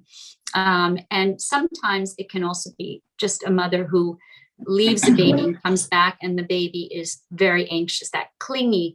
All babies cling a little bit when their mothers come back, but it's that intense, pervasive clinginess that we see as an anxious attachment disorder that leads to anxiety in adulthood. So if you find yourself to be a very anxious mother, then you have likely had an anxious mother, or you've likely experienced anxiety in your mother or grandmother, whoever cared for you and was your secure attachment object. The idea is that anxiety is passed down generationally, but the most difficult to treat is something called a disorganized attachment disorder, which is when babies don't have one strategy. So you could call avoidant and ambivalent attachment disorders as having a strategy. The first strategy being, I turn away and I take care of myself, and no one's going to care for me, so I have to care for myself. The second is, I got to grab onto this mommy so she doesn't leave me again. Those are strategies, really. A disorganized attachment disorder is when a baby doesn't have one strategy and they cycle between strategies. They go between dissociating or disconnecting or turning away from the mother, to clinging to the mother, to then getting really angry, slapping the mother, or not wanting, to be with the mother and being angry at the mother. And then they cycle through again. And the reason that's the hardest to treat is because it doesn't have one strategy, but also those babies often develop what we call personality disorders, which are characterological, things like borderline personality disorder and narcissistic personality disorder. So those are the hardest and the most difficult to treat. So we want to be aware that mothers who are borderline produce borderline babies. Mothers who have narcissistic personality disorders pass that on generationally, not genetically, to their children. And often they are connected to this disorganized attachment disorder. Can you go on to the next slide? Another thing that mothers need to be aware of with their own health and mental health is how they feel about separateness and individuation, and how they feel about letting their babies go, because it's critical. You know, John Bowlby, the father of attachment, wrote 2 books. He wrote Attachment and he wrote Separation. I mean, he wrote many things, but those big Bibles, we call them, for people who are interested in this topic. We know that separation is of equal importance to attachment, meaning if you attach securely, but you can't let go of your baby, it's a problem, right? Then your child also will have mental health issues. You have to be able to attach, but then you also have to be able to gradually let go. So this healthy sense of separateness and a secure identity that mothers need to have to model it for their children, the ability to let their children explore, to go out into the world. There was an experiment many years ago, famous experiment of a glass floor was put on a drop. There was a drop underneath a clear glass floor. On one side was a mother. The other side was a crawling infant. And if the mother looked at the infant with great faith and security and comfort that it was safe, then the baby just toddled, crawled across the glass floor. But if the mother looked anxious or seemed to have a deep sense of insecurity, the baby couldn't cross the floor. So our sense of security is critical. So is our ability to let children be separate, to explore. It's very important in terms of resilience that we don't overwhelm our children with our anxiety about their exploration. So Margaret Mahler, a very famous psychoanalyst, talked about in the first 3 years, a period called rapprochement, which I like to call, or she also called, emotional refueling, which is the ability for children to come and touch base with their secure objects, their mothers usually, and then toddle off and practice being independent, and then come back and get a hug or take a look back. Sometimes they just dart their eyes and use their eyes to connect, and then they can explore again. And that ability for mothers to allow their children to explore helps to develop resilience. If mothers hover, if they aren't present enough and they've looked away and the baby has no way to connect, these are things which undermine the ability of the baby to separate incrementally from the mother. The other thing I want to mention in terms of self-awareness for mothers is that if mothers have emotional partners, intimate romantic partners,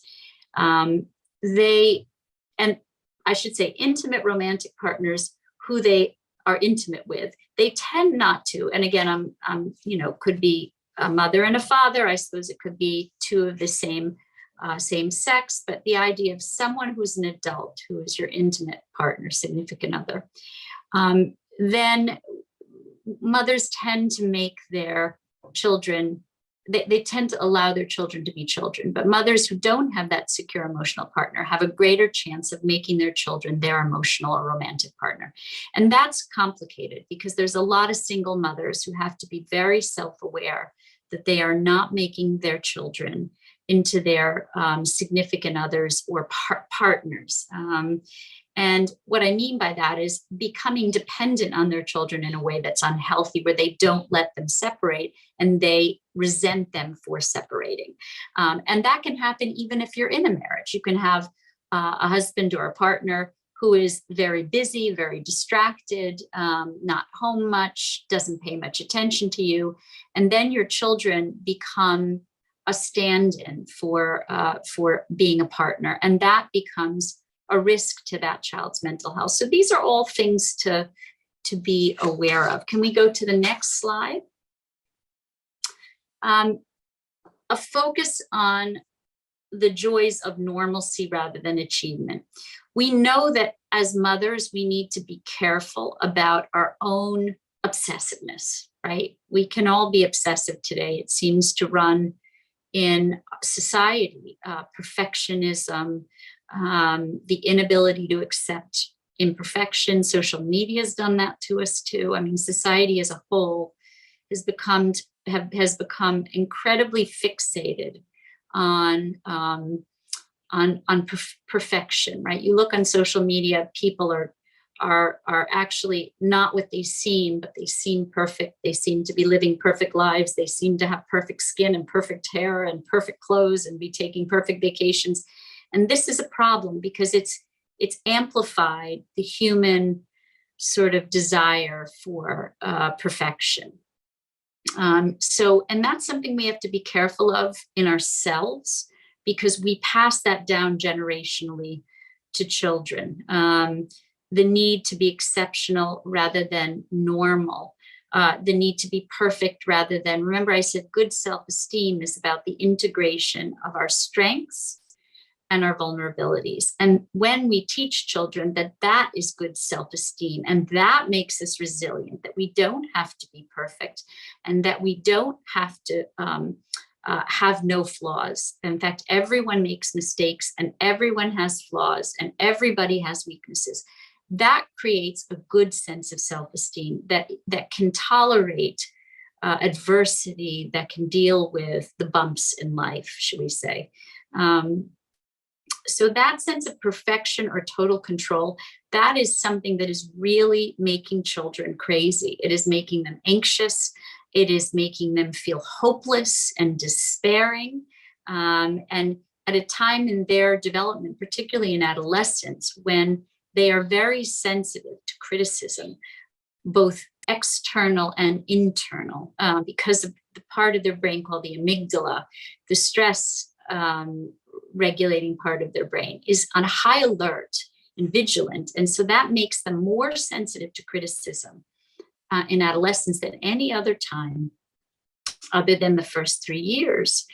We know that the happiness study, which out of Harvard, really focused on the social emotional part of life, the relational part of life, and not on left-brained activities. And I know in the UK, it's really tough, like it is here, to get into college. And, so we're all anxious about our kids doing well in life. And so it puts us in a position of, whether we know it or not, whether we're aware of it or not, of being critical, even if we don't speak the words. And so I go back to that idea of self-awareness, that our self-awareness as mothers is really, really important to the mental health of our children. So we can regulate that aggression in ourselves. We can regulate that competitiveness. We can regulate that obsessional part of ourselves so we don't pass it down to our children.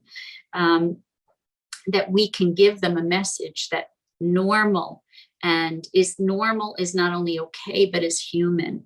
That we don't have to do things perfectly. That mundane tasks are being slower, because the other thing is that we're also giving our children the message that everything must be done perfectly and quickly. We have tests in America to get into college. It's called an ACT test, and you have your A levels and your O levels. They're timed tests, and these tests really reward kids for doing a perfect job in the shortest amount of time. And they are really, again, crazy making, because they give kids the message that everything must be fast and perfect. If we can go to just the last slide, and I'm going to wrap it up by saying Ram Dass, who was a guru that was American. He went to India. He came back to America. He's written a bunch of books. He wrote a book called Journey to Awakening. And I remember reading it in my 20s. And I loved this book. But, the reason that I loved it, even before I became a psychoanalyst, even before I became a mother, is because I personally have a nature that is, like all of us, struggles with things like perfectionism, and struggles with things like being obsessive and wanting things to be just so, and struggles with being fast and doing fast and talking fast and multitasking. And so this was a book that really helped me to better understand myself, in that it talked very much about happiness and what is the core of happiness. and Ram Dass's, that, you know, the core of happiness is based on a few Eastern philosophy pillars, that there is the doing, the being, and the having in life. And that most people do, and try to do perfectly and obsessively to have more stuff, more success, more high achievement, more recognition, more attention, instead of being our best selves, instead of slowing down, instead being with our relationships and focusing on our relationships. We focus on the doing to have rather than the being. And I think I'll end it on that note and open it up for questions. I'm sure there's going to be a few questions. So why don't we open it up for questions? Just to say thank you very much, Erica. Gosh, that was really there was a lot in there, and yeah. Does anyone have any immediate questions? I have a quick question, if I please. I'm interested in that study that you mentioned about the children who were measured for attachment at 12 months, because we know in Canada and in the United Kingdom, typical maternity leave is a year, which seems far too short for, I think, probably most of us sitting here. But is that true that the children who went, we would assume that most of them went into some kind of nursery setting after the 12 months, since that's the norm, that their attachment was still secure 20 years later, even though they went to another childcare setting within those first 3 years, where it's so critical that they develop their attachment with their primary caregiver? So what we know is that, you know, what the study didn't follow is what happened to those children after the year. And the truth is that the study has a bit of a bias, and that the mothers who participated in this attachment study were attachment focused. So they didn't go, most of these children did not go into daycare. Okay. That is the reality. And what we know now, is that the first 3 years are the critical window of development. And we know that because of the neuroscience research in the last 25 years. So we've been able to see things about the development of the brain that we couldn't know before, which is that it doesn't end at a year. A year is the foundation, but that next 2 years, the ages of 2 and 3, are the years where you reinforce what you've set down in the first year. And that's where Margaret Mahler comes in, is the idea that if you don't continue consistently to reinforce what you've set down as a foundation, you undermine much of what you've done in the first year. Yeah. Okay, thank you. That's what I was wondering. Yeah. Erica, do you mind if I ask, I mean, it's obviously that would be a very painful message to hear and to try and campaign on. Are there other, I mean, if if the father was to take on that role, or if you had a consistent care, the same person looked after your child while you did part-time work or even full-time work, if there was like consistency in care, how does that work? I mean, it's not, I would find it very difficult to say, you've got to be at home for the 3 years. We talk about choice. I'm sure there must be other ways of meeting that attachment, that need. So what we say is more is more. And you probably remember that from my first book. More is more. The more you can be there, the better. So working part-time is better than full-time. Having flexible work is better than having non-flexible work. The more available you are, the better. And I say that because a lot of women don't have total control for financial reasons over their choices. I always say every woman has choices, and that always causes people's sort of, hackles to go up, because they say, well, not all women have choices. And I say, well, actually, we have more choices than we think, even if it's the kind of childcare we choose, right? Because daycare is also expensive. The idea that we choose, as you say, consistent care, either a spouse who we teach to be sensitive and empathic. So the thing is, if you're going to leave your husband home with a child, the natural inclination of men, because of the way that their hormones affect their behavior, is to be what we call playful tactile nurturers.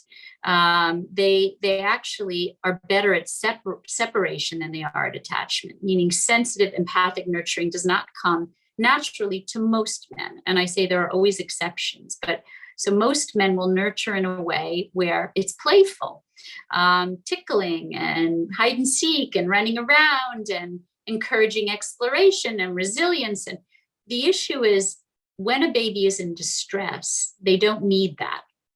They need the opposite of that. They need soothing, they need calm, sensitive, empathic soothing. And so if you can teach your caregiver who is consistent, either your spouse or a grandparent or a part-time, full-time babysitter who is consistent with your child, how to be a sensitive, empathic caregiver. I always say kinship first. Kinship is the best, but if you don't live near your family or you have no family, then hiring a babysitter. But teaching them how to be a sensitive, empathic nurturer and tune into the distress of babies rather than tuning out, rather than ignoring or cheering them up. So does that answer your question?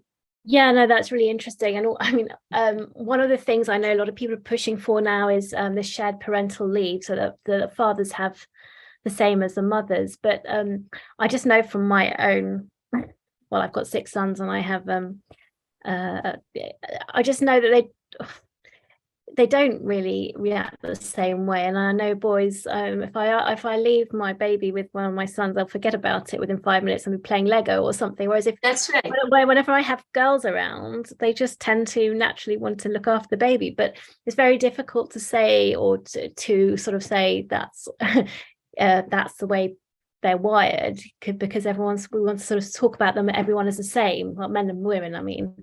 No, they're not. Yeah, they're definitely not the same. And I can say it's not just socially engineered. No, it's not social. So it's socially reinforced, but it's biologically engineered. So we could say that we are biologically a certain way because our hormones are different. I mean, the fact that we can't admit that we're different biologically is such a bizarre thing to me.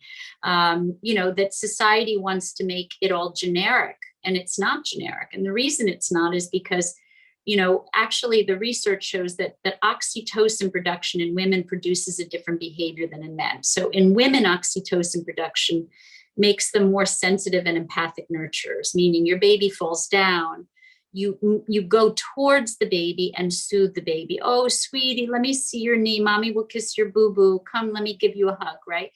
It's sort of elevating them back out of distress by meeting them in distress, Men actually, when they produce oxytocin, meaning when they stay home, they do produce oxytocin. It comes from a different part of the brain, and it actually produces a different behavior. It actually makes them more like fathers. So they'll throw the baby up higher, tickle the baby more intensely, run around more manically, cheer them up more.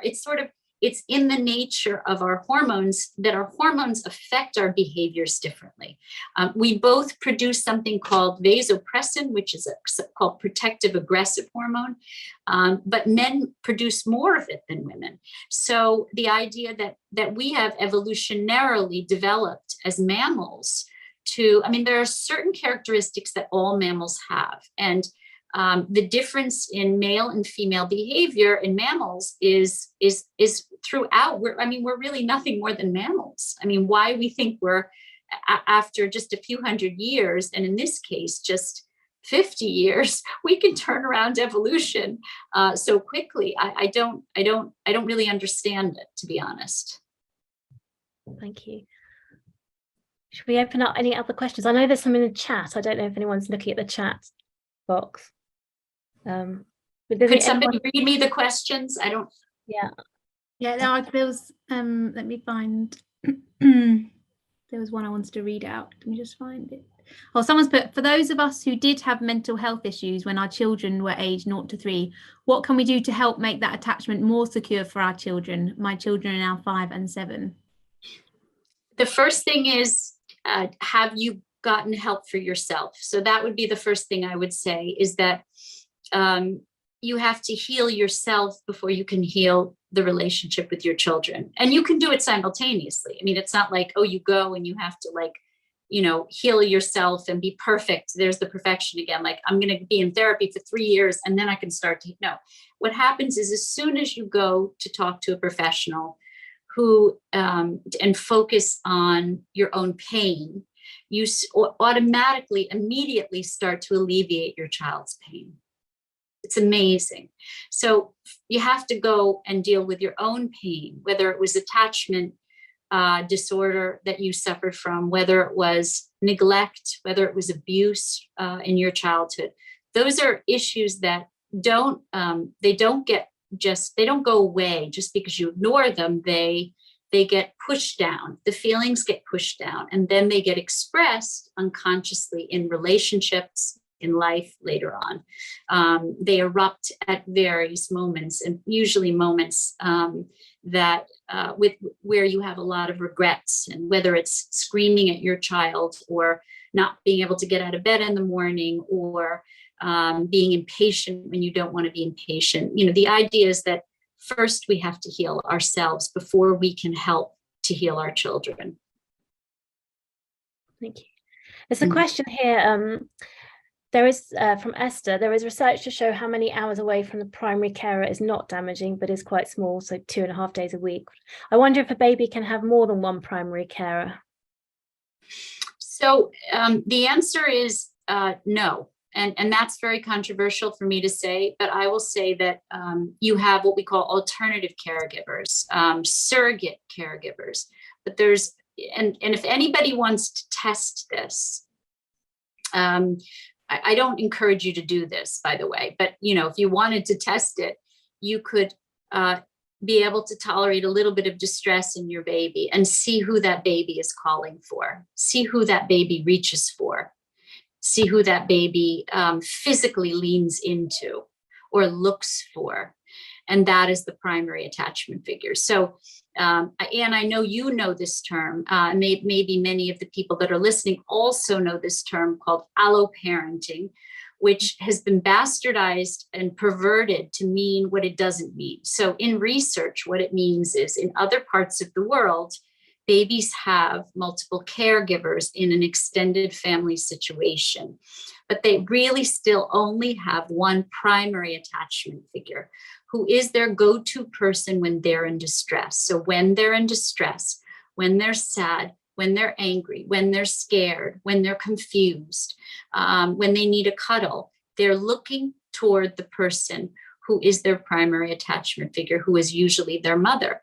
And in those parts of the world where people live amongst their extended family, when the baby is in a happy and playful state, that baby is handed off to siblings, to aunts, to grandparents, to other parents, to neighbors who are called aunts. But when the baby goes into a state of distress, it's a funny thing in the Western world, what we do. We're very egotistical and narcissistic. We'll hold somebody else's baby. And when the baby goes into distress, we'll say, no, I'm the grandmother. I'll deal with it. I can come. And I'm like, give the baby back to the mother. That's what they do in other parts of the world. They automatically, with no competitiveness, no resentment, no envy, they just hand the baby back because they say this baby is best in the arms of the person who is their go-to secure object. And it is a really funny thing. I'll tell you the other thing that's funny in our society is that we encourage indiscriminate attachment. And indiscriminate attachment means that we want babies to be able to go to strangers and people and be happy. And that undermines that baby's emotional security because it creates what we call indiscriminate attachment. So I do not encourage people to have their friends come over and say, would you like to hold the baby? So I'll go and observe mothers and babies, or I'll go visit a friend who's had a new baby, and they'll say, would you like to hold the baby? And I say, No, I love mothers and babies. I love watching them. I revel in it. But I watch you and I can smile. I can interact with the baby with my face, with my smile, with my eyes, but I won't. And maybe I'll tickle the baby's foot with my hand if the baby is open and I read the social cues, but I'm not going to pick that baby up because that baby doesn't know me. And I don't want to create indiscriminate attachment. And so this idea that the baby should be passed around like a sack of potatoes at parties is really, now that doesn't mean that a baby can't go to their grandmother when they're happy, or their father, or other people they know really well, but only when they're really in a happy and playful state, not when they're in a distressed state. So when your mother says to you, as a mother, when the grandmother says to you, give me the baby, I'll soothe him, say no. That baby, I'm that baby's primary attachment object, and therefore that baby needs me now. And when the father does that, say, no, I'm sorry if it hurts your ego, but right now the baby needs me. At some point in the near future, this baby is going to need you to help them to explore, to help them to play, to help them to separate and be resilient. But right now, this baby needs me. Thank you. Claire, you've got a question. Hi, Erica. Hi. Thank you for that. I'm in the sun here. Is there anything going on in terms of recent research in the States to do with mothers? Because we're very interested in looking at how fathers interact, how grandparents interact, how, single sex or whatever. But is there any appetite, any money going into furthering the research into the bond between mothers and babies? I mean, there always is. There's an attachment program at the New School that's very famous. There's one up at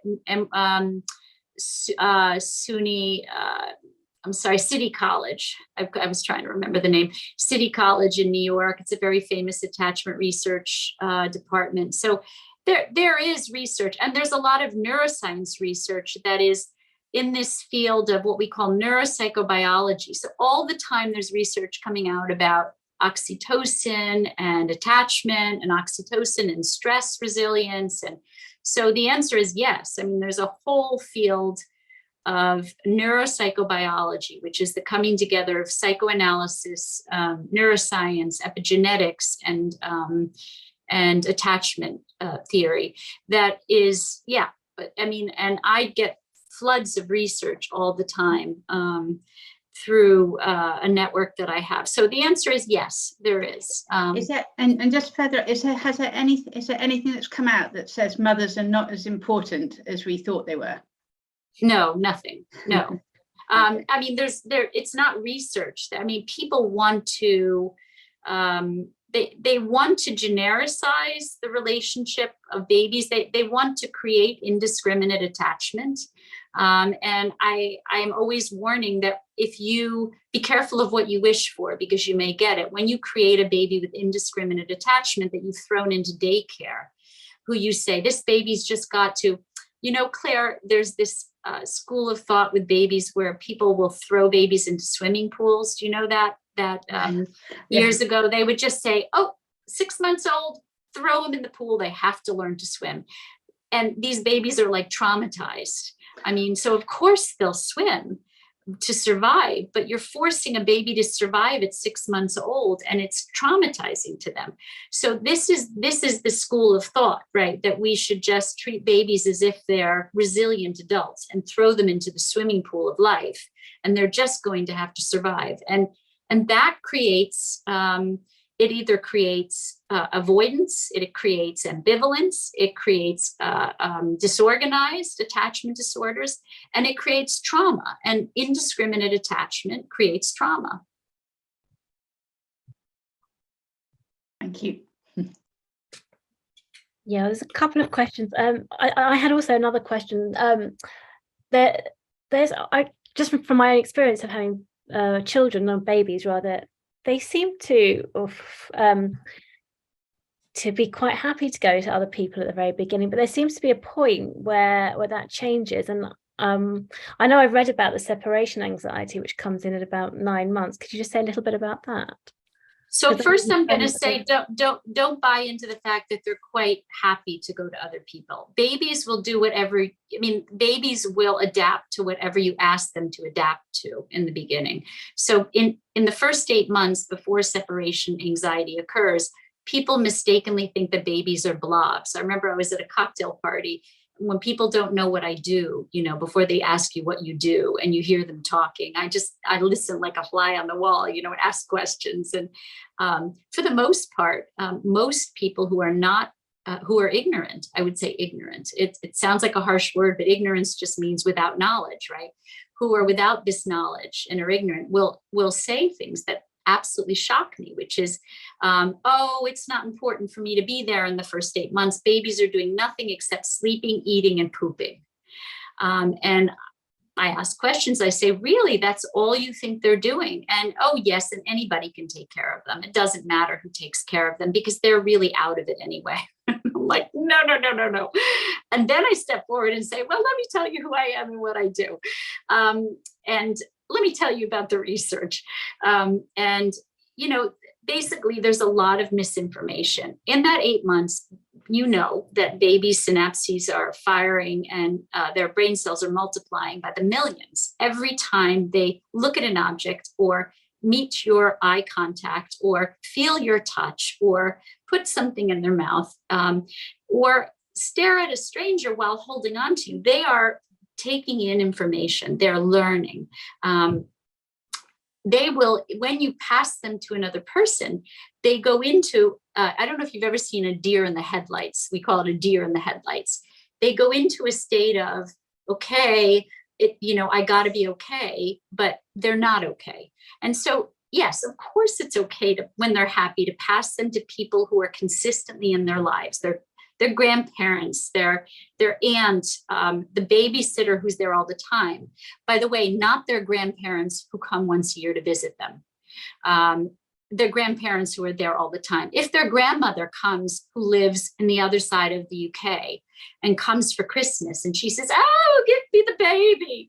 No, the answer is no, until that baby really is around her quite a bit. So, it's also educating grandparents. You can't come in and just indiscriminately grab a baby you haven't seen in ever or in 8 months and say, I'm the grandmother. And no. So I think the idea is, as mothers, we also have to understand, we have to be sensitive. I think that's it. Be sensitive about that attachment with strangers and outsiders. Thank you. There's a question in the chat. At what age would you say children start to need their fathers more to help them explore? So fathers are critical from the beginning. And I always say that when I work with fathers, because, you can see fathers' faces just drop, like they get forlorn, particularly modern fathers, because they've been told they're exactly the same. And the necessity of them is from the beginning. And so when you say, actually, the mother is the most important character in this baby's life, that doesn't mean you're not important. You are critically important, but in a different way. You're there to support the mother. You're there to play with the baby. When the baby is playful, that's the time that fathers turn on and are best, playing with the baby, tickling the baby, laughing with the baby. And slowly developing a bond with the baby. That doesn't mean that fathers can't bathe the baby when the baby is laughing and happy. But if the baby's in distress, the baby has to go back to the mother, right? Eventually, so I didn't talk about separation anxiety. Separation anxiety happens at 8 months to 18 months. And it's when babies wake up and realize that their mothers can leave and they freak out. So between 8 and 18 months, that is when children are the most sensitive to being passed around or to their mothers leaving. And you have to educate fathers too, that that's the most critical period, not to force that baby away from the mother. You could cajole, you could seduce, come on, let's play. You don't want to force it. At around 18 to 20 months, babies become much more open to exploration and much more open to fathers. So in the first 18 months, you could say fathers can be present, can be playful, can relinquish the baby when the baby's in distress. And then at about 18 months, become more important to seduce the baby to explore more and to spend more time. And often that's when mothers have a second baby. So then the father becomes very important with the first baby to provide them with attention and attunement and needs that the mother then is going to be preoccupied with the second baby. So around 18 months to 2 years, fathers start to develop a role of, come on, let's go outside and play. Let's go to the swings and I'll push you. And that starts to develop a sense of security, being away from the mother for short periods of time, but also a resilience. What about same-sex couples? I always say that one person should be taking the role of mother and one person should be taking the role of father. One person has to be that sensitive, empathic nurturer, and one person has to be the, come on, let's go. I find in treating same-sex couples that you either end up with two mothers or two fathers, and that's not good for children. If you're going to be two men, then one of you needs to be the, come on, let's go out and play. And one of you needs to be the, honey, let me see your knee. And sometimes they'll naturally slip into those roles, but not always. So I've seen children being raised by two men who neither one of them is a mother. And so the child has two fathers, which means there's no go-to person when that baby's in distress. And then I've seen two mothers raise babies where there's no like help with the exploration and, you know, and sometimes the mothers even compete to be mothers. So, and again, sometimes they'll naturally fit into those roles of mother and father, and sometimes they need to be educated. Thank you. Does anyone else have Becca, how are we doing for timing? And yeah, we could do another few minutes, I think. Yeah. More questions? I have a question actually. There was an article in the New York Times about two months ago from Chelsea Conboy. I don't know if you've heard of that. She's claiming that the maternal instinct is a myth that was invented by men, and I'm just curious to hear what your opinion is on that. I think I have a feeling what you. I don't even know that I'm going to comment on it, because I think you probably would know what I think about that. Yeah, I think that is, so I have a t-shirt from Carolina Allen, who runs an organization called Big Ocean Women. And I love it. I should wear it during these presentations. It says maternal feminism, because I do consider myself a feminist. I consider myself a beneficiary of feminism. At the same time, it's gone crazy. It really did from its inception, it was too extreme. And in its extremeness, it really rejected, I'll just tell you a quick story, which is Mary Tyler Moore was a central figure in American television. She had a show called The Mary Tyler Moore Show. She was an independent woman in the 60s, a journalist working for a newspaper in Minneapolis or whatever. And Gloria Steinem, who headed the feminist movement, asked Mary Tyler Moore to be the face of feminism in the 60s and 70s.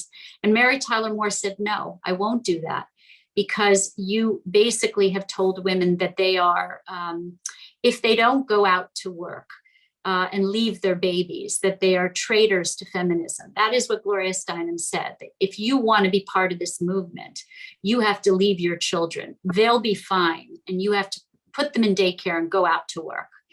And Mary Tyler Moore said, I can't be the face of your movement because you're too extreme. And that's what I'll say about it. All right, thank you. I have a question about when you've got children that are 10 and up, how would you recognize the signs? You might have already addressed this, but I might have missed it. How would you recognize the signs that you need to work on attaching again to them? Does that make sense? Like, what are some symptoms? Yeah. So the same things you see with attachment disorders in 0 to 3, it's why that study is so critical, are the same defenses, the same defensive strategies you'll see at 10. So if you see that you have that window again to reattach. And, I don't have time to talk about it now, but I would say there's a lot of steps that are in my second book to help you to reattach. The first step, and maybe the most critical, is to acknowledge what's happened in yourself and also acknowledge it with your child, to actually take responsibility and say, I'm sorry I wasn't there in the early days. I'm sorry I was distracted. I'm sorry I wasn't present for you. How painful it must acknowledge their pain. That's the beginning of healing. But there's a lot more than that. But it's in the second book. Yeah. Okay, I think that's probably all we have time for. Thank you so much, Erica, for that really interesting and engaging talk, and for everyone for their questions and discussion. And thank you for having me. Thank you. That was really, really thought-provoking, and I think we can all, just in terms of being mothers, it's just reaffirming, that the role is really important, because you hear so much to the contrary. So thank you very much. You're welcome. What happens next? I'm not sure. I can't remember. And so we're just going to talk now a little bit about kind of what next for Mothers at Home Matter. So maybe you could just talk about our plans for the coming year, and then if anyone's got any general questions or feedback at the end. So we've got another half an hour before the end. But yeah, well, we thought it was sort of a good idea now to open it to the floor and just have feedback from the morning. Like I mentioned at the beginning, I really do think this is quite a critical year in terms of there will be a massive push for affordable childcare, and they do have numbers behind them. So I think we will see in the manifesto some sort of subsidization of childcare, but we've just got to make sure that the option to stay at home is in that as a choice. So where do we go from here, and how do we get to that point? We're still sort of we're a very small campaign team. It's just Anna and I at the moment. Oh no, Alcina, is she there? There's just 3 or 4 of us. We really do need more help. We really do need you to share, just question. If you hear something that sounds weird or untruthful, or like motherhood is a myth or something, just ask the question and just say, or start a conversation with people, whether it's on Instagram or Twitter. I think we will start to need to put forward a proper strategy of how we lead up, how we sort of try and get the choice for mothers or fathers that into the manifestos. We will be attending the conferences, the party political conferences next year. We will certainly be writing to the Treasury and the various ministers, and working with think tanks, but really we do need your support. Donations obviously are really useful, because then we can do things like polling. I'd like to open it up to the floor now, and if you have any further questions or anything about the morning, now's the time.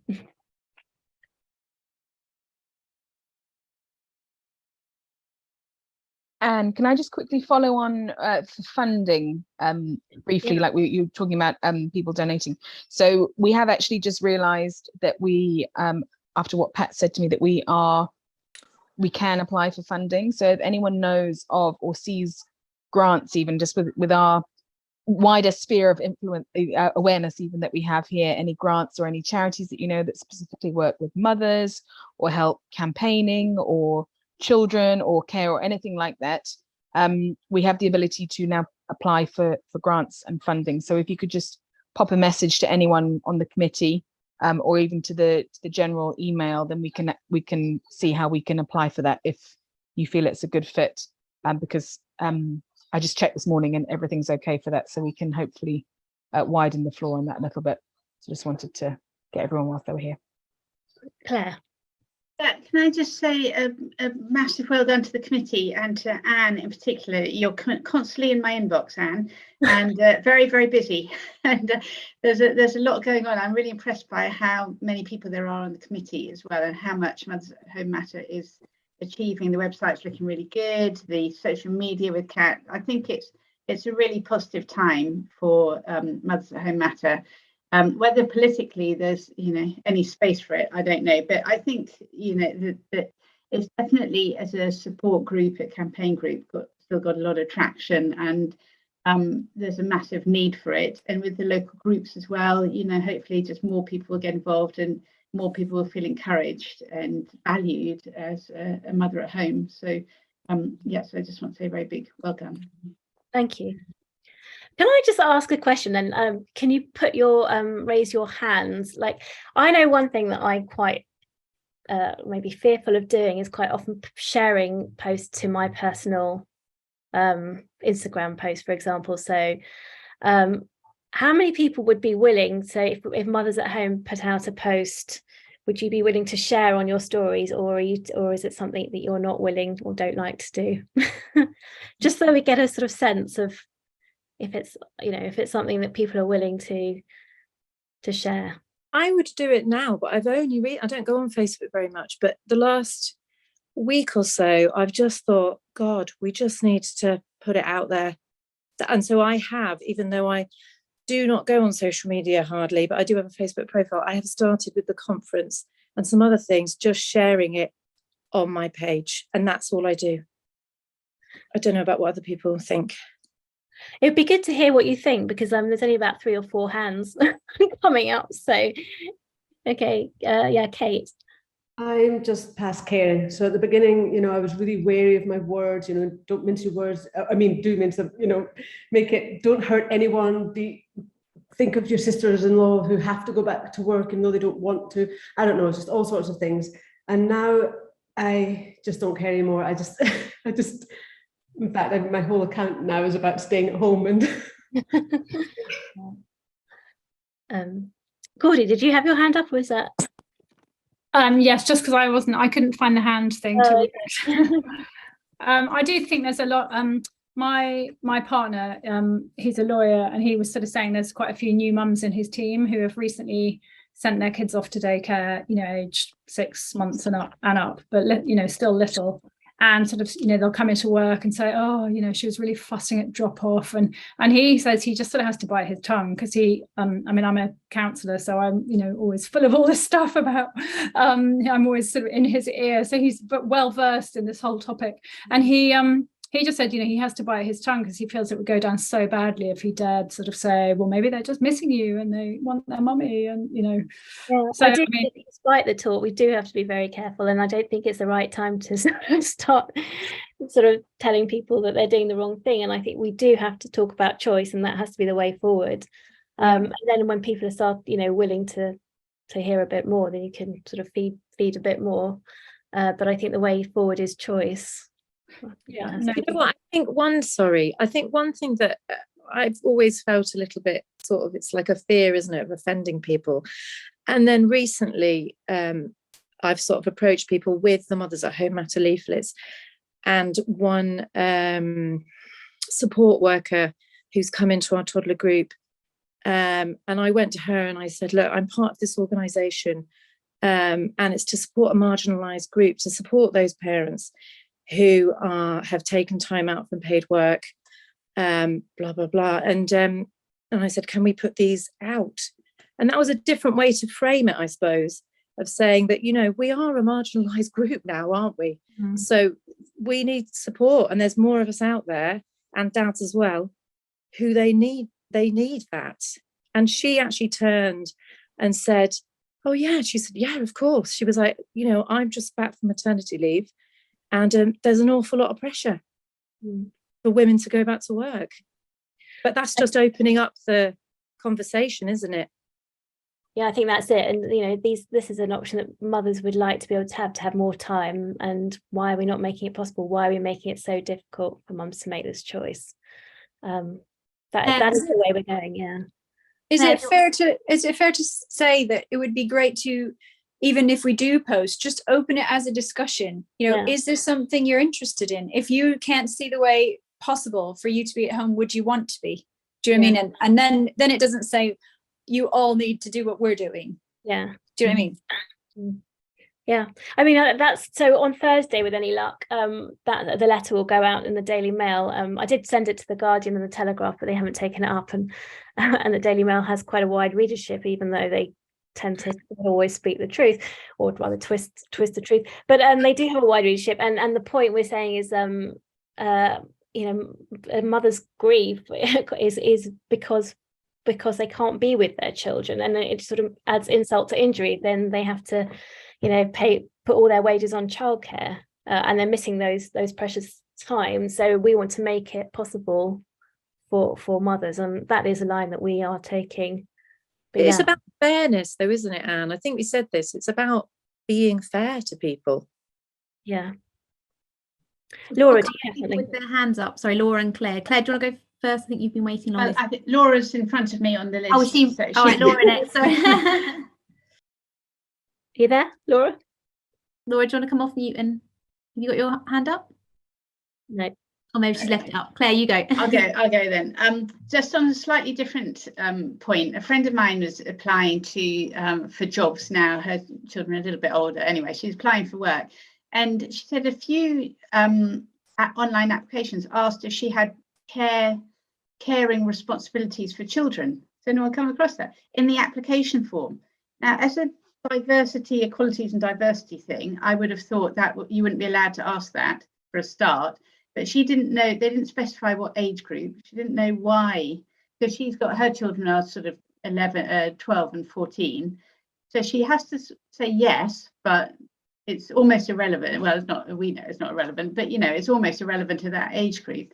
It's just something to look out for and find out what's going on. Has anyone heard that before? And surely they can't discriminate against her if she says she's got children, but would they? I was wondering if on diversity and equality point of view, you could say mothers with caregiving responsibilities are, you know, shouldn't be discriminated against, and we get them on the Equalities Commission. Yeah. So that's another way to say that they, you know, that they should be considering mothers, but they shouldn't be asking, unless they're going to positively discriminate. I can't see how they can ask that question. I don't know if you've seen any of our videos. They're on YouTube. There's a wonderful one by one of my friends. She's a black lady, but she was fantastic. She said she went to a job interview, and they said to her, "So what did you do?" She said, "Oh, I was at home with my children." And they said, "That's wonderful. You know, you were there. You were a homemaker. You were looking after your home." And she sat there thinking, wow, wow, you know, somebody's actually, and she said, you know, it was the most amazing thing, and she said how blessed she was. Please, you know, have a look at our videos. She was brilliant, and so there's so many others in all walks of life. I just want to give the floor to Esther, because you've made quite a few comments, Esther, and you've been a long-standing member of MAHM, and yeah, we're lovely to hear from you. Oh God, no, please don't put me on the spot. Oh, sorry, do you not want me to? But I just think you bring a nice, you know, a nice perspective to it. I have been so impressed by today, really.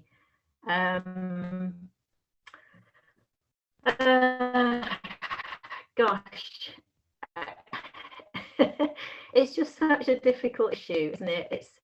It's so wonderful. You know, we're in this group here, you know, supporting each other to do what we all clearly want to do. We want to educate, and that's a different thing to supporting people who've already made that choice. So I'm wondering if, you know, this is an age-old question. You know, there's a lot of talk about fathers as well. The age-old question of focusing on an issue, and so how do we campaign? I would so encourage somebody, maybe me, to be a liaison with the What About the Children organisation, because I just watched the recording of their conference yesterday, actually, and they had a fabulous speaker who was talking all about the economic arguments for supporting the 0 to 3s. And of course, that means supporting the parents of 0 to 3s. And basically what she was saying was there isn't an economic argument that will fly with any political party, because they're all looking at short-term returns.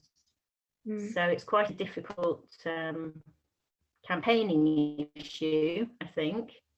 And I would just encourage everybody to be confident in the choices that they've made, you know, everybody in this meeting, and to talk to the people about it and just say, well, this is what I've done. And yes, it was hard. It was, you know, we had less money, or, you know, I lost my identity as a professional, which is the thing that I found the most difficult. But I did it anyway, and I'm really pleased that I did. And just say that. Don't say, you know, well, obviously, you know, you should do it too. Just say what your own experience has been, and I think that will give courage to other women. Yeah. Thank you. I just wanted to shout out. Liz, as our speaker, the most fantastic, inspirational speaker. Yeah, Liz, everyone's commented how wonderful you've been. I just wonder if you want to say a few words, Liz. Oh no! Oh well, thank you for having me. It's been an incredible day, and just to hear just so many things that I'm going to take away. I've learned a lot from your keynote speaker. And just to hear and see everyone, and just to be in the same room with like-minded people who share the same values, it's been such a blessing. And I just feel like, you know, today is like a cheering on of us all, you know, to keep us pressing forward. So thank you. Thank you. I think Wendy Morris has been trying to speak. Do you want to? Yeah, you just need to come off mute, Wendy, and then that's it. Yes, I think that the government should be persuaded, as well as treating equally funding childcare and funding for women who wish to stay at home. I think they also need to bear in mind about pensions. I don't know what the situation's like now, but when my daughter was little, there was home responsibilities protection to protect your pension. And now that people have workplace pensions as well, surely that mothers who choose to stay at home ought to be covered for, in some way, by the government, compensated for not being able to have that while they're staying at home looking after their children. That's a really important point. I think a lot of there is fear, you know, as you get older, you don't have that, you know, those pensions, but also with a child benefit, and a lot of people don't know that if you don't apply for your child benefit, even if you're not receiving it, you don't qualify for the credits towards your pension, and that's really important to know. I mean, there are lots of say challenges. You know, if you are a stay-at-home mum, you are vulnerable. You are dependent, aren't you? If you're in a marriage and on your husband's income, and I know a lot of mums are afraid of that. If the father walks away or dies, even, or you know, you lost that security, and there are definitely challenges that I don't really know how we address. I don't know how you address all of those. But yes, and that's a really important point. Just one other thing I'd like to raise. I know we're often criticized as a group for being sort of white middle class, and I just don't know how you reach out further. So if anyone's got any suggestions, that would be really useful or really helpful. You know, we are sort of seen as kind of middle class group, but you know, we're really here for anyone. But any ideas of what we can do, that would be really useful. You can always email me at chair@Mothers at Home Matter. There's a couple more. Louise, did you want to say something? Curiously, it was actually on that very subject, which is, I think it's very easy to assume that those who are going out to work can be replaced by somebody who's earning less than that, sorry, that they'll be earning more than the person who'll be replacing them. But that is a fairly middle class approach.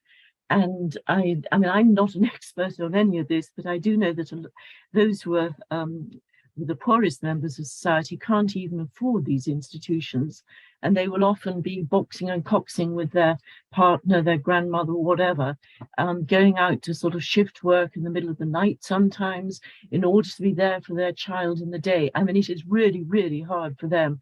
And when we were talking about trying to appeal to Labour, I just wondered if perhaps appealing on their behalf, because presumably if they had more money for their caring, that could relieve them a little bit in very difficult circumstances. But I'm not putting myself forward as someone who knows much about this. I'm just making the general point, which does support what you said, Anne. Yeah, thank you. Philippa?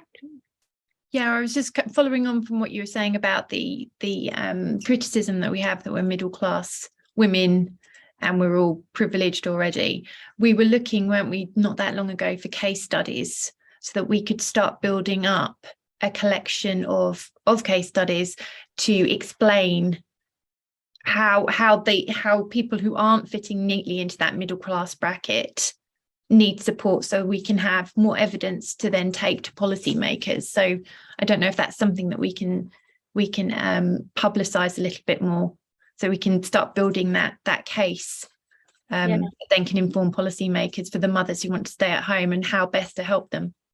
Yeah, no, they were really useful. In fact, we had a few case studies last time we requested it, and they were really, really helpful, just to show the dilemmas families are in and just how difficult it is to make that choice to be at home. The more of them we have, the more evidence we have to take to policymakers, I guess.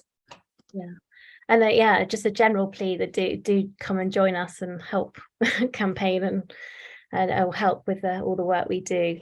Laura, you did put in the chat, sorry, my mic doesn't seem to be working, but I wanted to echo what I think Elizabeth said about opening up discussion through our social media platforms, casting no judgment on anyone's decision to go back to work or stay at home, but to ensure that we are all pro-choice and have a voice that deserves to be heard. So for that reason, I'd be happy to share your posts. Oh, thank you. That's great. How long do we have, Becca? Oh, we've got 10 more minutes. Oh, okay, great. Does anyone else have anything, they'd like to say about the morning or about mothers, or ask any questions about Mothers at Home Matter? Or are you interested in taking on any roles? Love to hear some more feedback. If there's anything. Could I just say that the meetings, I'm feeling very old now. Yeah, the meetings that we used to have in London, the physical meetings, I mean, that was quite a highlight for me. I used to come back from Germany, to go to the Mothers at Home Matter meeting once a year, and it was so uplifting to be there. And I know that Zoom is fantastic and it gets people in and so on. I do wonder if there's somehow that we could just have some sort of physical once a year gathering for those people who are able to go. I mean, obviously with small children it's difficult. Yeah, that's certainly something we were looking. More and more of us that are staying with the organisation that have older children that do have a bit more free time, and I think that's one of the that's one of the roles that you would have seen me share earlier today. So there is definitely opportunity for us to create more face-to-face meetings for folks, be it maybe not necessarily on this scale and still having our larger conference online, so that those of you who don't want to travel or are unable to travel, because I've seen some really lovely views of people looking after their children. I was one of those too earlier, and sorry I got cut off from my Rebecca put me in a breakout group, but my daughter managed to exit me from that quite swiftly using my keyboard. So I've seen lots of babies being fed and being carried, which is just so nice to see. So sometimes that's not always the best route for people. So obviously we want to still have an online presence for those people. But yes, we're very conscious that it's nice to get mums together, and support is one of the biggest things that has helped me remain at home. And I think it must be quite isolating if you haven't got that and you want to be at home. So we're very conscious of that. And obviously Becca's doing a great job with our support groups, which are mainly face-to-face now because they're location specific, but we would love to have some more broader opportunities. So if there is anyone who is keen for that, there's a lovely opportunity to join us. And it might be worth saying we've had quite a few or a couple of face-to-face strategy meetings for us as a committee. So if there are anyone who's kind of keen to do some of the roles that we've shared earlier, there's lots of opportunities to meet face-to-face for that. And we have got some exciting kind of plans in the pipeline for things like campaigning with Anne and Anna alongside all of the other things we've already built, like our support groups, to kickstart next year and the end of this year. So there are some exciting plans coming. I don't know if you want to add anything, Anne, about campaigning is probably our biggest bet, I guess. And I guess through COVID times it was support, so Becca's pillar had become very important because with everyone at home it felt like the right thing to do was support, but it also just feels like there's a swelling of vocals at the moment, shall we say, supporting childcare and affordable childcare, and want to make sure that our voices are heard too. So campaigning is our big bet for kind of end of this year and next year, especially as we will at some point have manifestos for government and all sorts, and you're probably a better spokesperson for that than me, but that's really where our next steps are heading. Yeah, no, the next year we will be focusing on campaign rather than, I mean, the support will always be there. Becca's sort of looking after it, and Lauren, I think. But yeah, we will be focusing on the campaigning side this year. I think, Ruth, you've had your hand up for quite a while. Yes, no, just to say, I mean, obviously I'm older, but some years ago I came to the meeting in London, somewhere, I don't know, somewhere Piccadilly or something, I can't remember, it's quite central. But obviously my children were older for me to be able to do that. I had to stay with somebody near London. It was not very easy to get there and back in a day, and I couldn't have done it with little children. But just having been the once to an in-person event, I mean, this was years before the pandemic, it actually helped me feel that I really did belong. And I think there might be other people like that who might just come once, but who then really feel that they, you know, understand everything and they belong. It may be after the pandemic, when we've all got used to being on Zoom, that's perhaps not quite so important, but I'm pleased to hear you saying that you are thinking of doing some in-person things. So that's great. Yeah. And we'll also, I've put it on the chat, but I'll put it on again. We'd love to hear people's feedback. So on one of the questions, we've done a feedback survey this year. There's a link that I'll email out and I'll put on the chat. And one of the questions is, yeah, if we did do face-to-face, would you come? I mean, what we found with conference is that, so for today, I mean, we've had between 50 and 60 people kind of attend the event today, but we had over 100 people buy a ticket. So a lot of people buy the ticket knowing that it'd be quite tricky to be involved on the day because of children, but watch the recording later. And I think, I mean, I only came to one in-person event before I got involved in London, and I agree, it was wonderful. And I think we had about 50 people come to the in-person event. So yeah, our thoughts with the kind of social secretary kind of role, or someone to help with face-to-face meetups, is that perhaps we keep conference online, or perhaps we alternate it. I mean, that's, you know, up for discussion. But we also have face-to-face things throughout the year, as well as additional to the conference. I mean, what was fantastic today obviously was being able to have Erica in New York speak to us, and also Madeline and Valerie and Roxana, so from different parts of the world. It's a bit more accessible.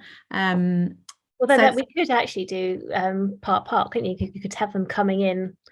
I suppose the beauty of technology now is that you can actually bring that into a live conference. But yeah, I don't know how, but I'm sure we could figure it out. And that's where we also need other people's skills, you know, to help us. I mean, I'd say, so this is the third year I've organised it online, and it's doable. I have 2 small children, so it's pretty chaotic. But if it was an in-person event, we would need more help, because an in-person event does take more work. So you'd need more of a team, and we have the committee, but yeah, we definitely would need kind of more hands on deck. Whereas online is less. There's still a lot of work that goes into it, but obviously you're not having to worry about a venue and catering and the rest of it. So it is a different.